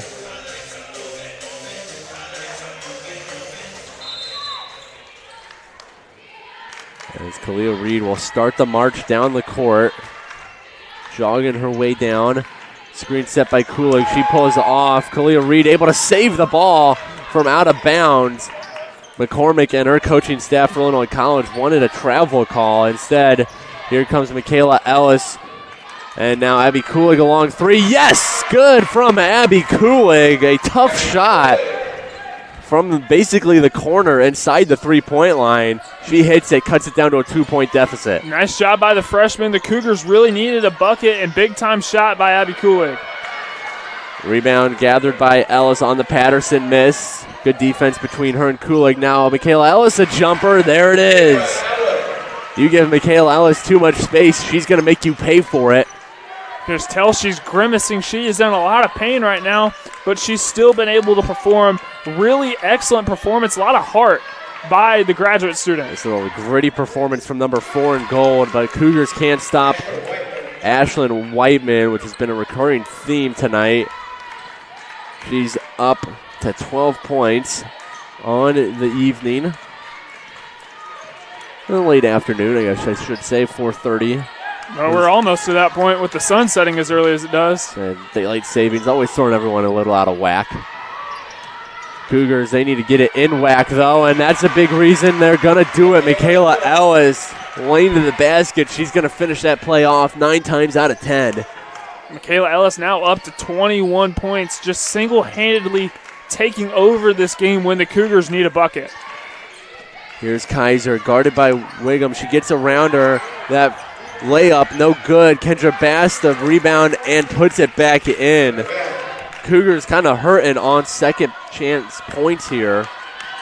We see they're performing a lot better on the offensive end. 3 of their last 3 made field goals, but then they're just going right down the court and allowing Illinois College to respond with a bucket of their own. Yeah, this was the 10th best defense in the NAC last year, and that's something the Cougars are really going to be working on. No foul call despite CUC wanting it. Patterson finds Bass, no one in front of her. She sidesteps her way to the basket and draws the foul. A huge bucket for Kendra Bass. Pulling out the Euro step. And because of it, 64-60 is our score, and she has a chance to finish off the 3-point play. Really tough bucket by Kendra Bass, just getting the lay to go and finishing strong at the rim, and now gets a chance at a third chance point. She does not. It misses. Hits the back of the iron. So the Cougars a little over 2 minutes to try and make up this 4-point deficit. Kulig for Mitchell. Mitchell dribbles it. Kicks it out to Reed behind the back dribble. Here's Mitchell again. And she's fouled. That'll be the fifth team foul for Lady Blues. So they called the foul on Gracie Kaiser, just gave a little bit of an extra bump on Sydney Mitchell. And now a 30-second timeout called by Jennifer McCormick and the Lady Blues, as Sydney Mitchell will have a chance to put 2 up at the free throw line when the teams come out of the timeout break. Field goal percentage is a bit up in the second half, largely thanks to Illinois College. 5 of their last 7 from the field. They're shooting 40% in the second half. The Cougars, they're down all the way at 20. As some of our stat leaders from the day, Michaela Ellis leads all players in points with 21. Kalia Reed, she's next up with 15. And in terms of rebounds, it is Ashlyn Whiteman with 11.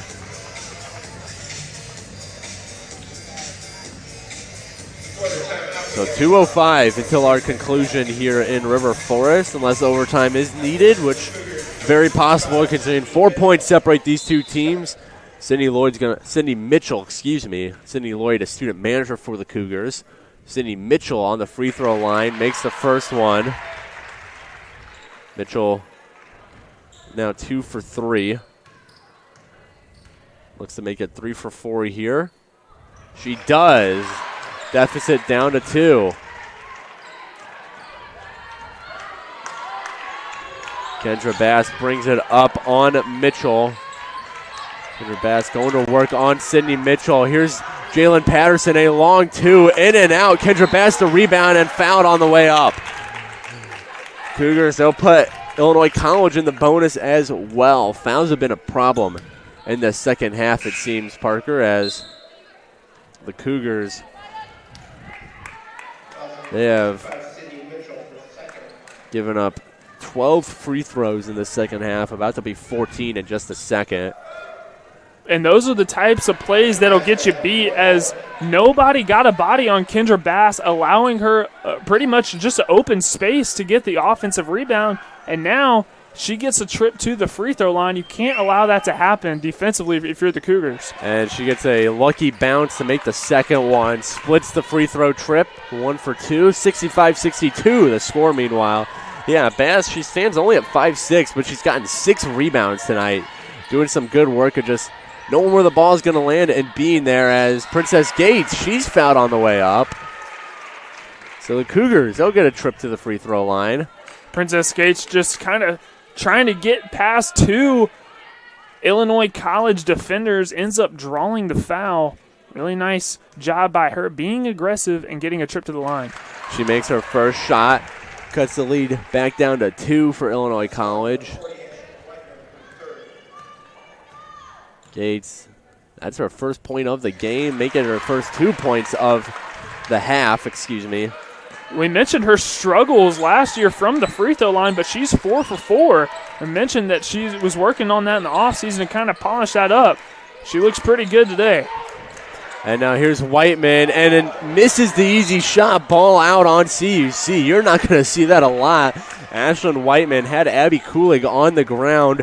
She turned around, just tried to shot put it in the basket, and somehow missed it. Again, you're not going to see that a lot from number 40 in blue. Well, Kulig has tried to take several charges, just none. She hasn't gotten very many calls. And Kendra Bass, she's stepping up big time here in the late stages of the game. She gives her team a 3-point lead. Kalia Reed to Sydney Mitchell. Mitchell back over to Reed.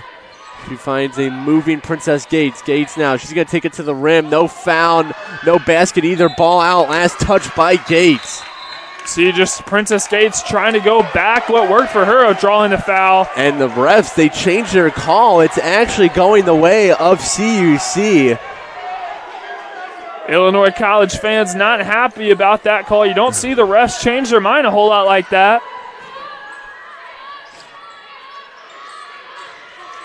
And now here's Kalia Reed, foot on the line, so it's a long two, no good. Allison McGregor the rebound, she puts it up, draws the foul.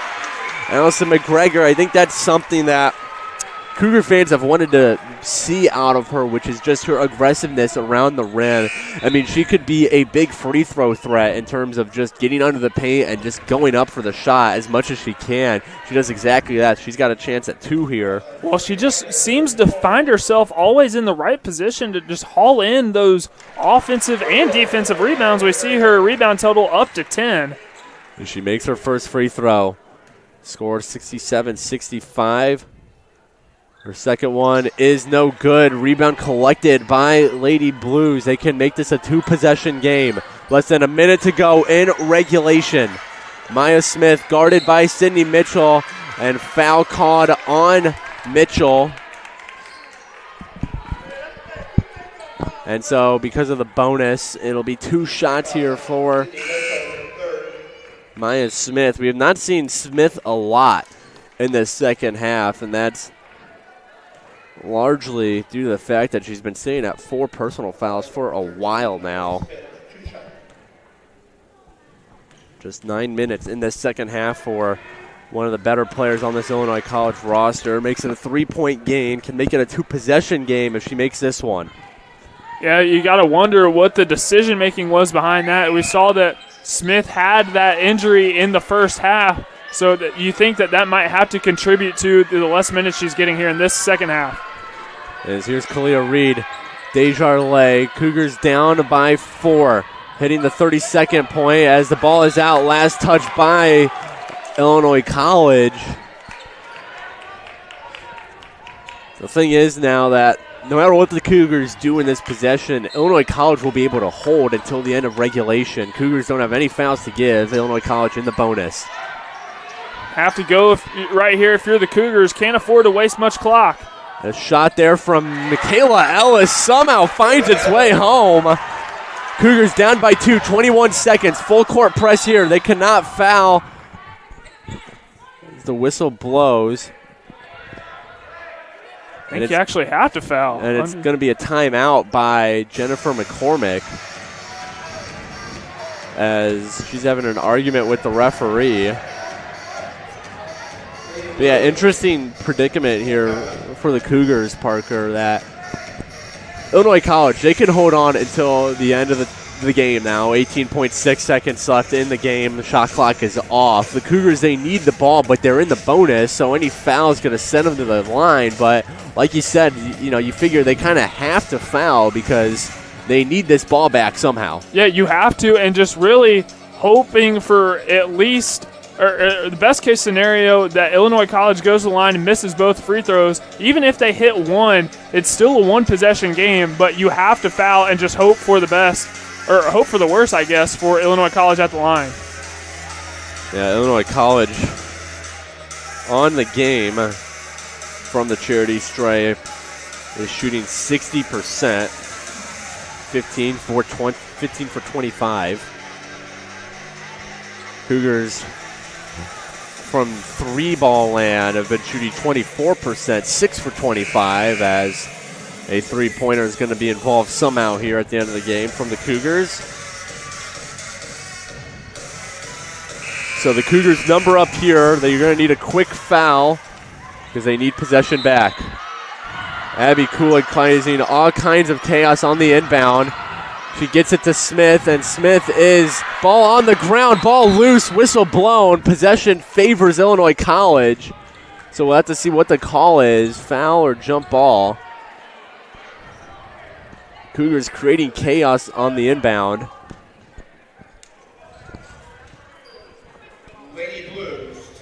And smart play there by McCormick. She calls a timeout, so she saves the possession for her team. She's now out of timeouts. Yeah, she ran over almost to the opposite baseline to get that timeout, but yeah, you're right. It was a good call by her.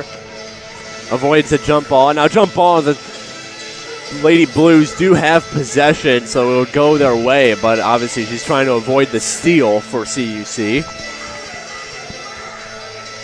So 69-67 our score.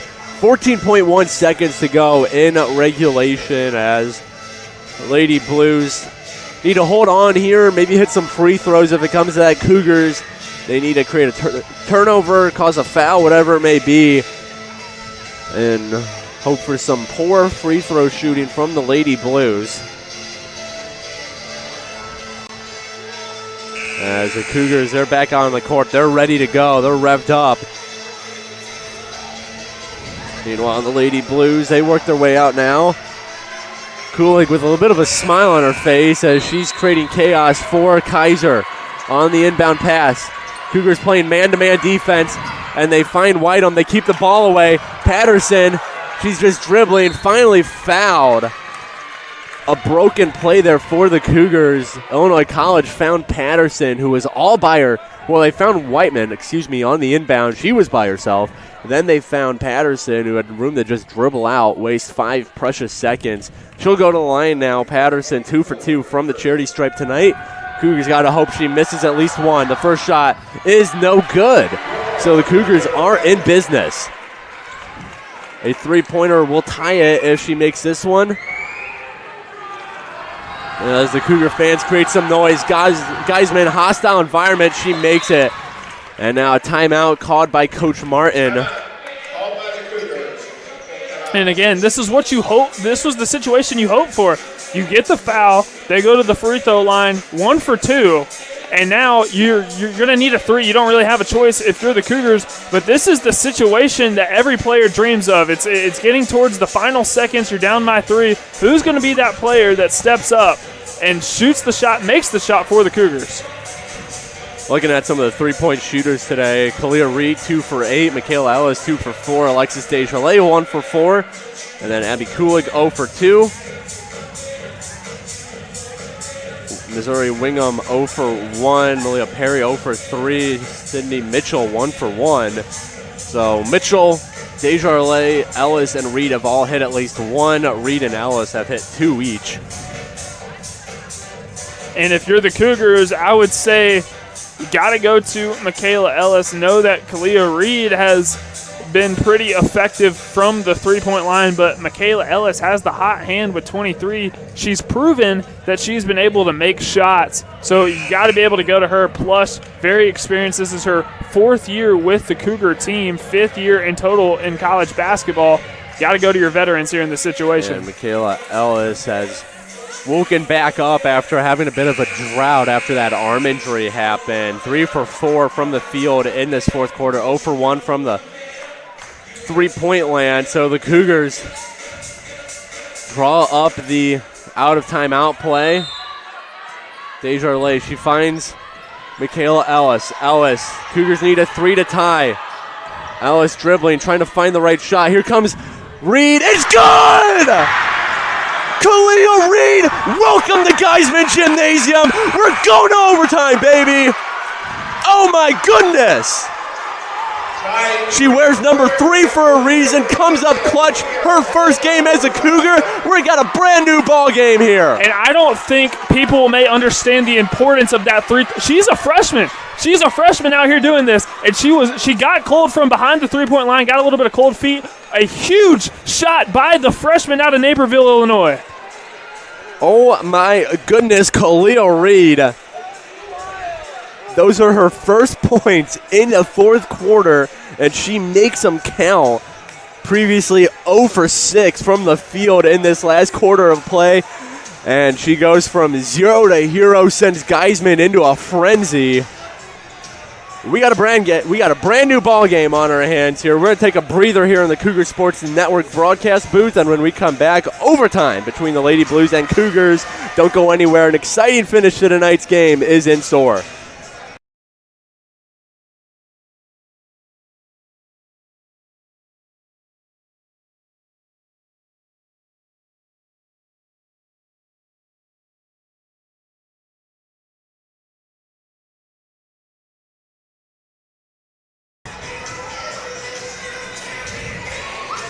Overtime about to tip off here. Michaela Ellis versus Whiteman. It's how this game started, and it's how it might end here. 5 minutes on the clock. In this first period of overtime, who knows, maybe we got more overtime quarters up in store. But what an exciting game for the season opener for the Cougars. A last-second shot by Kalia Reed ties it at 70. Literally 0.5 seconds left to go. About as close to a buzzer beater as you can get. And because of that, we're in overtime. And I think if you're Coach Martin, you found a new lineup that you may potentially go to even for the next game. I know we're getting a little bit ahead of ourselves here, but this lineup that she's put out on the court has been so effective. Whiteman taps it to Patterson, over to Kaiser in the paint, guarded by Desjardins. She decides to pull it out. Maya Smith almost loses it. Smith against Ellis. Screen there from Patterson. Kulik picks Smith back up. Smith going through some bodies. Can't find anything on her way to the rim. No foul. And now the Cougars move the other way. Here goes Kalia Reed, the fourth quarter hero. And she gives it to Ellis. Ellis uses the screen from Desjardins. Desjardins pops. Ellis fires over to the corner. McGregor, Kulik, Desjardins, Reed. Quick ball movement from CUC as they are at 10 seconds left on the shot clock. Ball loose and down goes Reed. Foul on Kendra Bass.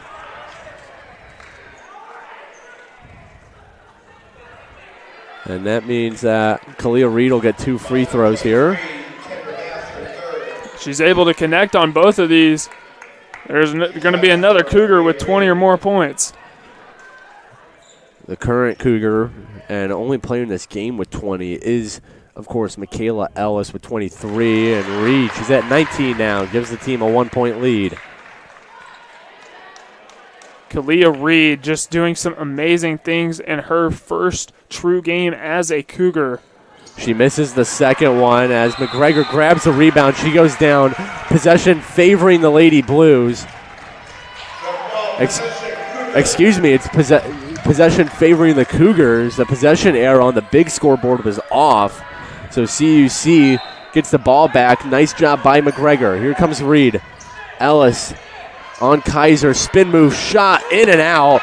And McGregor falling to get the rebound. It doesn't matter. Foul called on the Lady Blues as Ashlyn Whiteman tagged with it. She's confused why. And Whiteman, that'll be her 5th foul. And that means she's done. That's a huge development in this game. Whiteman going to be unavailable for the final 4:11 of overtime. That's huge. She's been the player that's really dominated the most for Illinois College on offense. You're able to get a player like that out of the game sets this team up for some success here in overtime. McGregor's second free throw is good after the first miss, so she pads the Cougar lead to 2 now. Maya Smith, she's at 4 fouls. She's got to be careful herself. Cougars don't have anyone who has more than 3. As here goes Kendra Bass, kicks it out to Webb. Kaiser open 3 ball. It's good. Illinois College takes the lead. Very opportune time for Kaiser's first made 3 of the afternoon, coming here in overtime and giving Illinois College the 1-point lead. Kalia Reed gets it to Ellis. Ellis now kicks it to McGregor. Nice find by Michaela Ellis. McGregor can't finish it off, though. Desjardins, the Cougars get a second chance here. Kalia Reed tries to find her way around Bass. Puts the moves on her and can't hit that shot. Nice footwork there from Kalia Reed as Patterson hands it off to Smith. Lady Blues going the other way. Kaiser to Patterson. Pump fake dribbles. Here goes Webb. Baseline J. It's no good. Patterson goes up for the board. But to Maya Smith. She's been relatively quiet in the second half due to foul trouble. And Patterson, she gets fouled on the way to the rim. So 2 shots coming up for number 34 in blue. See Patterson 3 or 4 from the charity stripe today. Her 3rd trip to the free throw line off of the CUC foul. First shot is good for Patterson. And remember, at the end of the fourth, it was Patterson going 1 for 2 from the line. That's what set up the Cougars' 3-pointer in the last second to tie it up, as she goes 2 for 2 here. So makes up for that mistake in the fourth. Gets her team lead back to 3. Here comes Kalia Reed. She was the one who hit that last second 3. Uses the screen by Ellis, kicks it out to Ellis. Ellis baseline jumper. It's good. She is automatic anywhere from the court. Kayla Ellis just such a lethal shooter. Automatic sums it right up. 25 points for Michaela Ellis, just taking over offensively for the Cougars in addition to Kalia Reed. 10 from 15 from the field. As Kendra Bass does some dirty work. Can't get it to go, but Patterson, she gets a foul. She'll go back to the line. Coach Martin a little frustrated with the amount of fouls her team's committing here in overtime. It's tagged to Abby Kulik, her second. The Cougars giving up their third and fourth free throws in this overtime period. First one's a miss. Both teams fouling twice here in overtime. As Patterson, she hits that one. Lead now up to 2. Here comes Kalia Reed. Reed dribbles, hits Ellis. Ellis now puts it on the ground. Turnover on Michaela Ellis. That's rare to see out of the graduate student. As here's a 3 from Kaiser. Too strong, right in the hands of Ellis. Pass ahead to Kalia Reed. She slows it down past the Princess Gates. She's fouled. Princess Gates lost the ball, but it was because of a foul, so she'll get a trip to the line. That foul is on Kendra Bass, they're saying. And it all started with the pass from Kalia Reed. Fancy no-look and allowing Princess Gates to get to the line. She's 4 for 4 from the line today, her third trip. Let's see if she can continue her streak. And Kendra Bass, she's at 5 fouls now, so she'll have to exit the game. As the referee checking it over, she should have to exit the game. Illinois College now with 2 players who have fouled out. So she's still in it as the second free throw is good, and we are tied up 76-76. So, and excuse me, that was Kendra Bass's 4th foul. We had a little bit of a mix-up on our stat side of things. So that's why she's still in the game. A little confused there. Either way, here goes Bass. She loses it for a second. It's out on the Cougars. So Illinois College will inbound here. Bass, Kaiser, and Maya Smith, all with 4 fouls. All of them are on the court right now. Smith dribbles it around. She knocks over 2 Cougar players. Offensive foul! And that'll do it for Maya Smith. She's going to have to wave goodbye to the Geisman crowd. Her 5th personal foul. Second Illinois College to foul out. Now the second Illinois College player to foul out. And it was only a matter of time. Abby Cooley kept attempting throughout the course of the game to take those charges. Finally, she gets that first call, and it is a big one. Nice job by Abby Cooley. Impressive charge, though, by Maya Smith. Did take out 2 of the Cougars' taller players while she stands at just 5'3". Meanwhile, on the offensive side of things, Michaela Ellis handles it. Jab step on Kaiser, bounce pass, knocked out of bounds, last touch, Illinois College. Less than a minute to go here in overtime. 76-76 our score. Kind of surprised Ellis attempted that pass. A lot of traffic in on the block. I believe she was trying to get that to Allie McGregor, but Cougars still on offense with a chance to do something here. McGregor working on Patterson. Travel called on Allie McGregor. Picked up her dribble for a split second. Because of it, Illinois College with 50 seconds to go in overtime. We're tied up 76-76, maybe more overtime. You never know. Patterson dribbles it out to the corner, guarded by Kulig.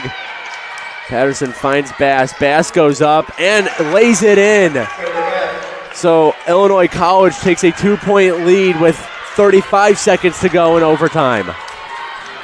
Kalia Reed, she was the fourth quarter hero, sent it to overtime. She's looking to tie up this game or take a lead. She dishes it out to Ellis. Ellis now a jumper. It is good! Michaela Ellis. She's got the shooter perk activated. And ball on the ground. Timeout called by McCormick. And it's a travel on Bass. McCormick unhappy with the call. She was yelling for a timeout.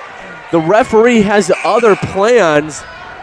I'm not sure what the official call is, but it's Cougar ball. That's the main takeaway from this, as Jennifer McCormick still pleading her cases to the officials. Seeing her all the way almost at midcourt trying to plead her case.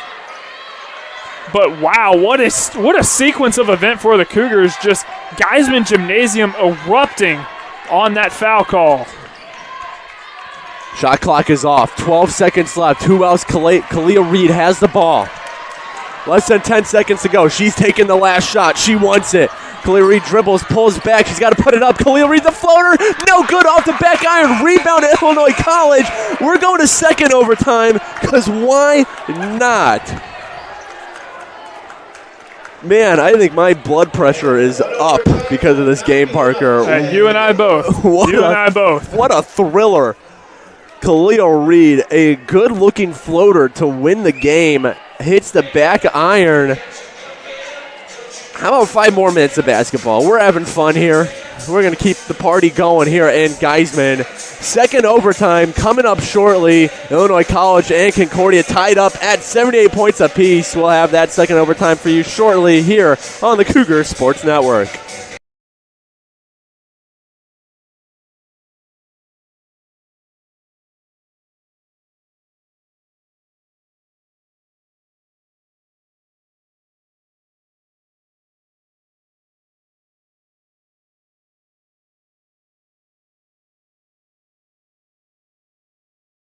Hey Cougar fans, thanks for tuning in to today's game. For more information on the women's basketball program, head to CUCougars.com.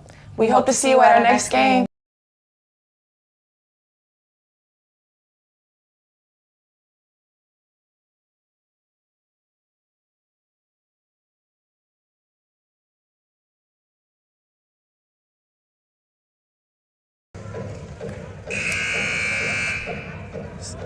Second buzzer goes off as the team's going to start to break up their huddles now.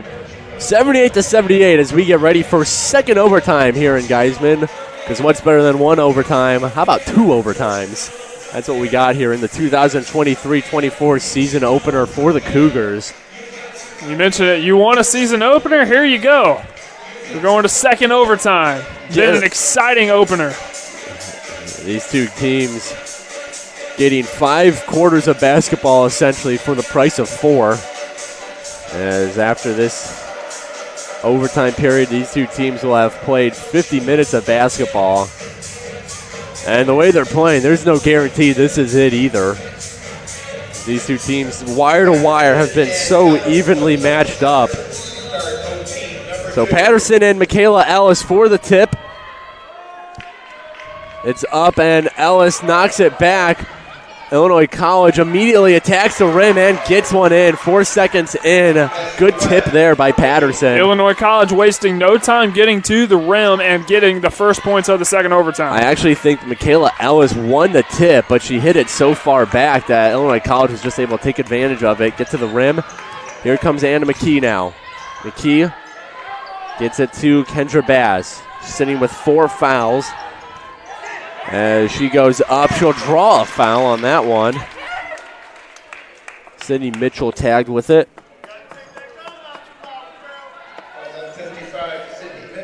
Mitchell,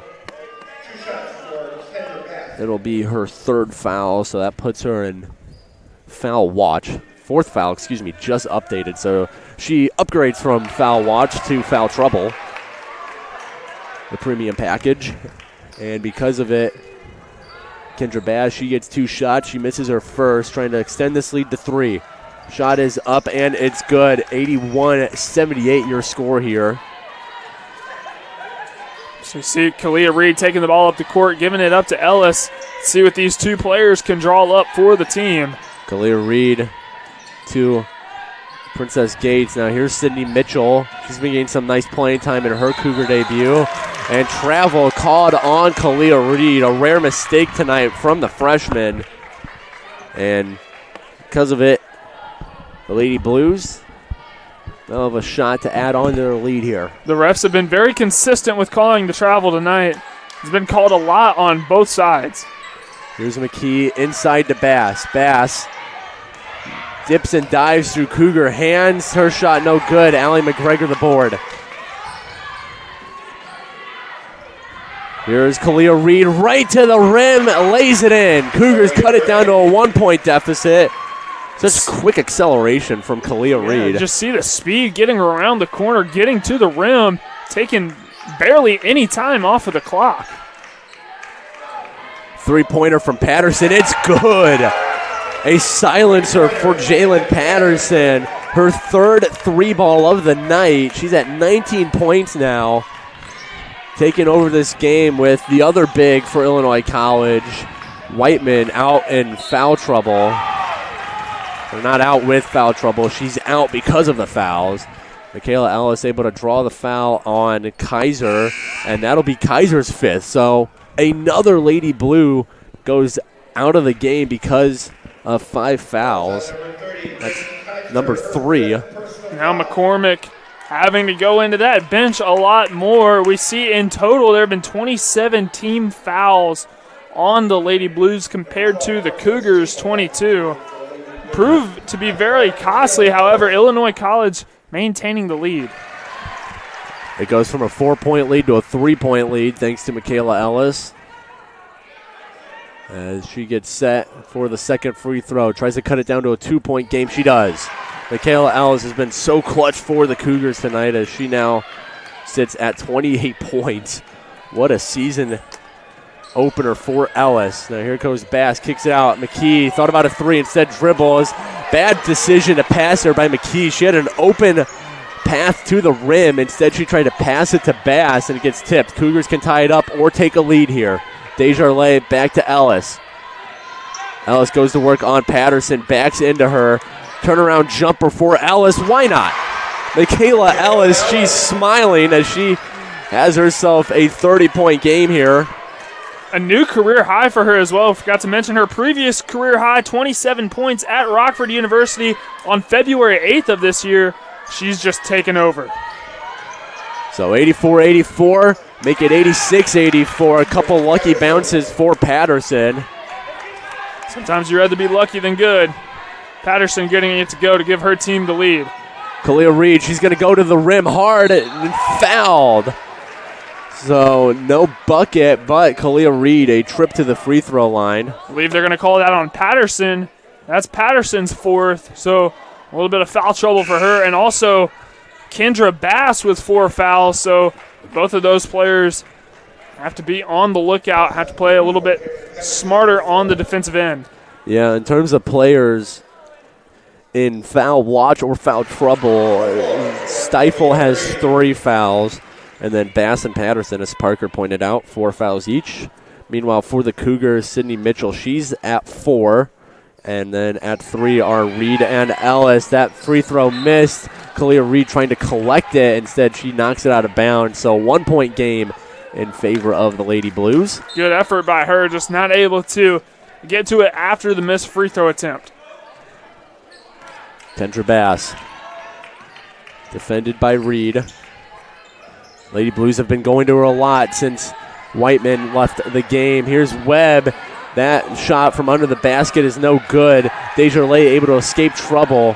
Kalia Reed down on the ground, slow to get up. That could be a major blow for the Cougars as now she works her way down the court. Desjardins looking for her, almost loses it. She gets it back, and she tries to feed it to McGregor. It's deflected, ball on the ground. We're going to get a jump ball possession favoring the Cougars. Kind of surprised we didn't get a whistle blown by the officials. Kalia Reed down on the other side of the court for quite a while, but going back to that pass from Desjardins, trying to get it into McGregor when she was double-teamed. Not necessarily the smartest pass by Desjardins. Luckily, the Cougars maintaining the offensive possession. And right to Alice, a little alley-oop layup, and now a couple of players hit the ground hard. It's McKee and McGregor. Ball's going to go to Illinois College. I believe they'll get some free throws out of this. They will. So McGregor fouling McKee. Now McGregor's got in foul watch with 3. McKee can make this a 3-point game. Her first shot is up and good. 87-85. As now the Cougar fans make some noise, and it is good despite the noise. Back to a 3-point game here. Still a one-possession game. You don't have to force anything. You could still go for 2. Yeah, still plenty of time left, 90 seconds in overtime. It's not a last shot situation. Kalia Reed, she's going to try to tie it. She does! Ice in her veins. Somebody check her temperature. Hey, why not? Why not, right? You've been hot all game. Why not take the 3? And now McKee, she'll respond with the 3 of her own. It's no good. Hits the top of the backboard. Cougar ball. We're tied up at 88. Kalia Reed. You know, some players they just have it. They have that clutch gene in them. And Kalia Reed has shown she has that clutch gene in her right now in this game. A 3 to send it to overtime, and now a 3 to tie it in second overtime.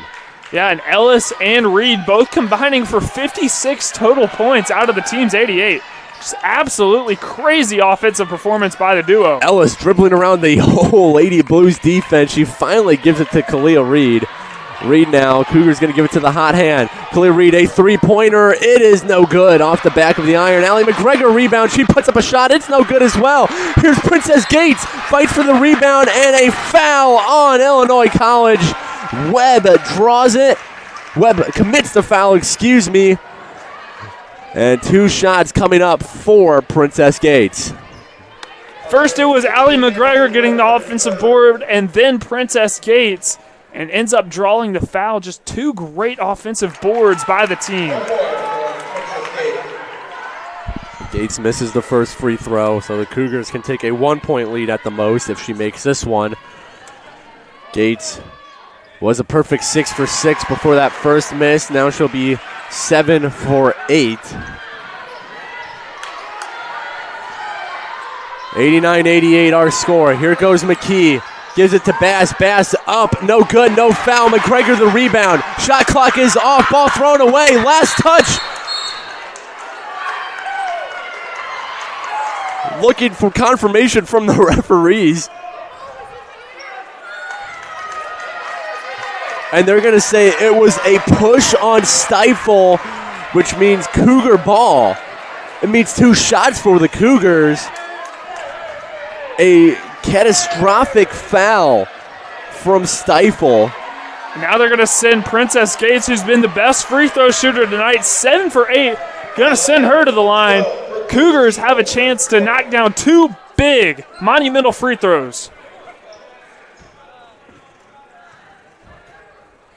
First shot, good. Cougars up by 2.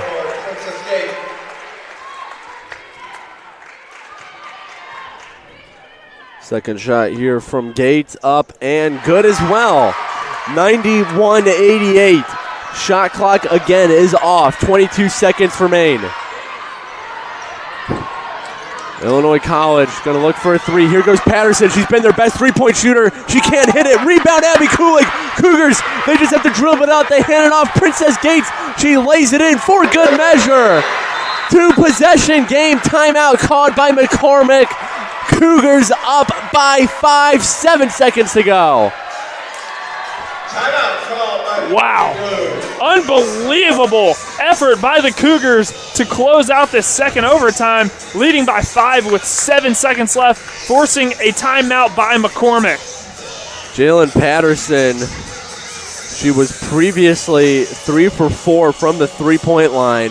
She had a wide open three, Parker, to tie the game, and she missed it. And then great job by Abby Cooling, the freshman. She grabs a big time rebound, number 7 on the night for her. And then all Michaela Ellis had to do was throw it down court. Princess Gate lays in what is looking like the dagger, as the Lady Blues are going to need some big late game heroics here. Did I not say it's going to come down to who is shooting the free throws better? Right now, CUC 23 of 34.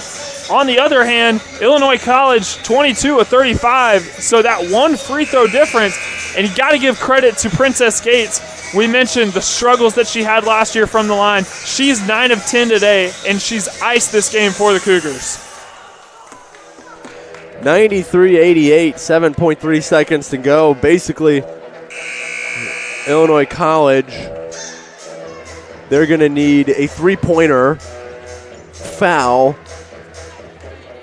and then hope whoever they foul goes 1 for 2, because at that point, a three-pointer would tie it. And now Coach Martin's going to call a timeout for the Cougars, make sure her team is straight defensively. I mean, the path to a win here for the Cougars is pretty simple, Parker. It's just don't foul. Obviously, you know, you can give up a three-pointer, that's okay, but then you got to be able to hit your free throws. Just do not foul. Just play defense. They let Illinois College really do whatever they want. You have the game sealed, 5 points left, only 7 seconds. You hope that Illinois College really wastes away pretty much what's left on this offensive possession.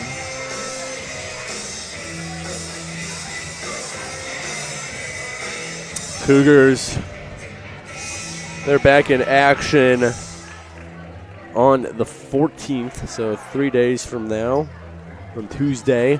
They are at Olivet College, a 6 p.m. Eastern time start time. Coverage for that can be found, of course, at our website, cucougars.com. And the Cougars are going to try to go to Olivet up 1-0 on the season, as the final timeout buzzer blares. Lady Blues, they need a three-pointer. Webb finds McKee. McKee fires up a corner three. It's in and out, and that should do it. Princess Gates dribbles. Kalia Reed, and that is all she wrote. A double overtime 93-88 victory for women's basketball in their season opener nonetheless. Oh my goodness. Whew. What a game. Unbelievable performance, and Michaela Ellis setting a new career high, 31 points. Kalia Reed in her first real game as a Cougar, taking over, making that three-pointer in the fourth quarter to send this game to overtime to give her team a fighting chance. And what do you know, the Cougars end up pulling it out in double overtime.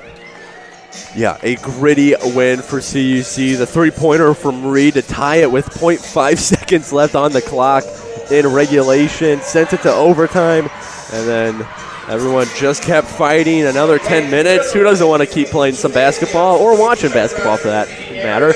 But let's go over some of the stat leaders from tonight. Michaela Ellis, 31-point night. She leads all players in points. For the Lady Blues, it was Jalen Patterson with 21. In the rebound department, Allison McGregor doing what she usually does, which is 17 rebounds. And assists, it'll be 3 for Michaela Ellis. That leads all players, tied for the lead with all players. Webb, Bass, and Patterson also had 3. But yeah, that'll do it for the game. 93-88 win for the Cougars. Parker, let's get your final remarks on an interesting game, to say the least. Well, I'd just like to say it started out really sluggish for the Cougars, remembering how much they struggled in that first quarter. But just the effort and the grittiness by this team to keep fighting. Even when they were down in the fourth quarter, they still kept going at it, sent this game to overtime, and then they ended up getting the job done, not in just one overtime, but 2 overtimes. So that'll do it for the presentation of the game. Want to say thanks to everybody making it possible. Wyatt McLaughlin, Sebastian Miller, Chandler Kerr, David Dimeling, Emma Borelli, and then our producers for the night were Jessica Gang and Ashley Schroll. We're under the direction of Sydney Pulaski-Slaher and Kayla McLeod. Parker Kelly joining me on the call all night long. A fun one to call, but don't go anywhere just yet. We have a post-game interview with head coach of the Cougars, Lauren Martin, coming up, so stick around for that. One more time, Cougars, they down Illinois College 93-88 in double overtime. That'll do it for the season opener, but don't go anywhere just yet. Post-game interview with Coach Martin coming up shortly.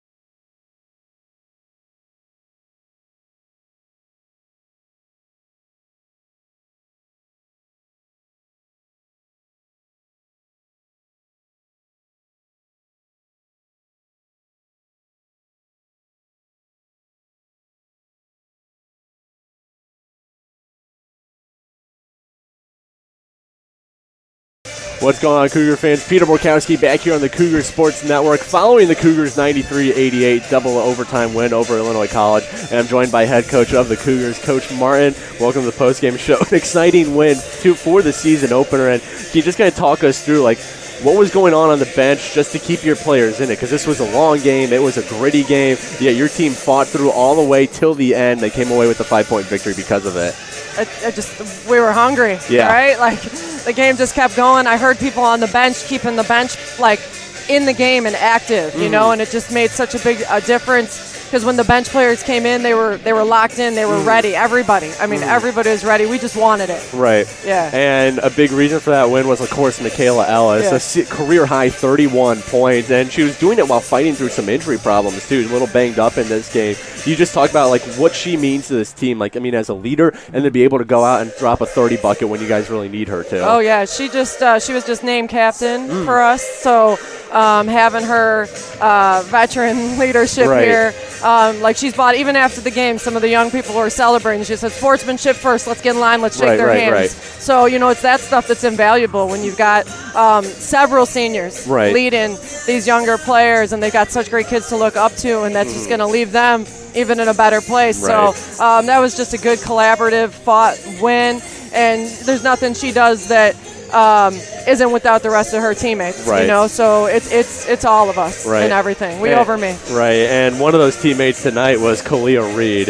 An impressive collegiate debut, 25 points. She hit the three-pointer to send the game to overtime. I mean, is this something you kind of saw coming in the preseason? I mean, obviously you guys saw her in scrimmages and whatnot, but just the ability to come out first game as a college player, drop 25 points, hit a couple big shots as well. That had to be huge seeing that from your freshman. You know, as recruiting her in high school, I knew she was special, and so we worked really hard to get her here, and she found her home, and you know, it's great to see that in her debut.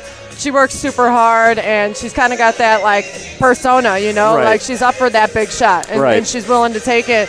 And she got banged around a little bit too, but popped back up. And you know, we knew she was a little special, but we're all special in our own way. So so any one of them could do that at any time. But to Definitely, see of that course. from her debut, we're really happy Pretty about special, that. right? Yeah. And then last thing here, you guys are at Olivet on the 14th. What are you looking to build off of this game? How do you carry the momentum from this huge win in that contest with Olivet? Well, you know, in our last 2 games, we played 11 quarters, if you want to call them Right. basketball, if you're going back from last season. So there's a lot to learn from everything we did tonight. And then, you know, everything that we learn, whether, you know, it's a turnover or if it's a rebound putback or whatever it is, it's just all building that foundation to where we want to go. But Moving to see forward. the way that we fought with that grit today, I Right. mean, we wanted it. That's so I'm definite. so proud of our full team, everybody. That's for sure. Yep. Well, Cougars 93-88, double overtime win over Illinois College in their season opener. They'll be back at it on the 14th, a 6 p.m. Eastern time matchup against Olivet.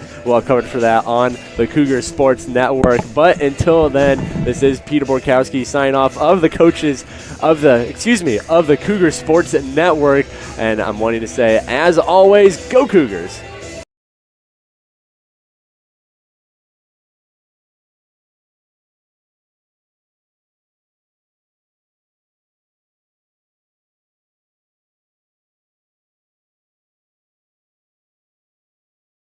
Thank you so much for tuning in to today's Concordia University Chicago Cougars Athletics broadcast. We hope to see you on campus very soon. If you would like to learn more about what Concordia Chicago has to offer, go to cuchicago.edu.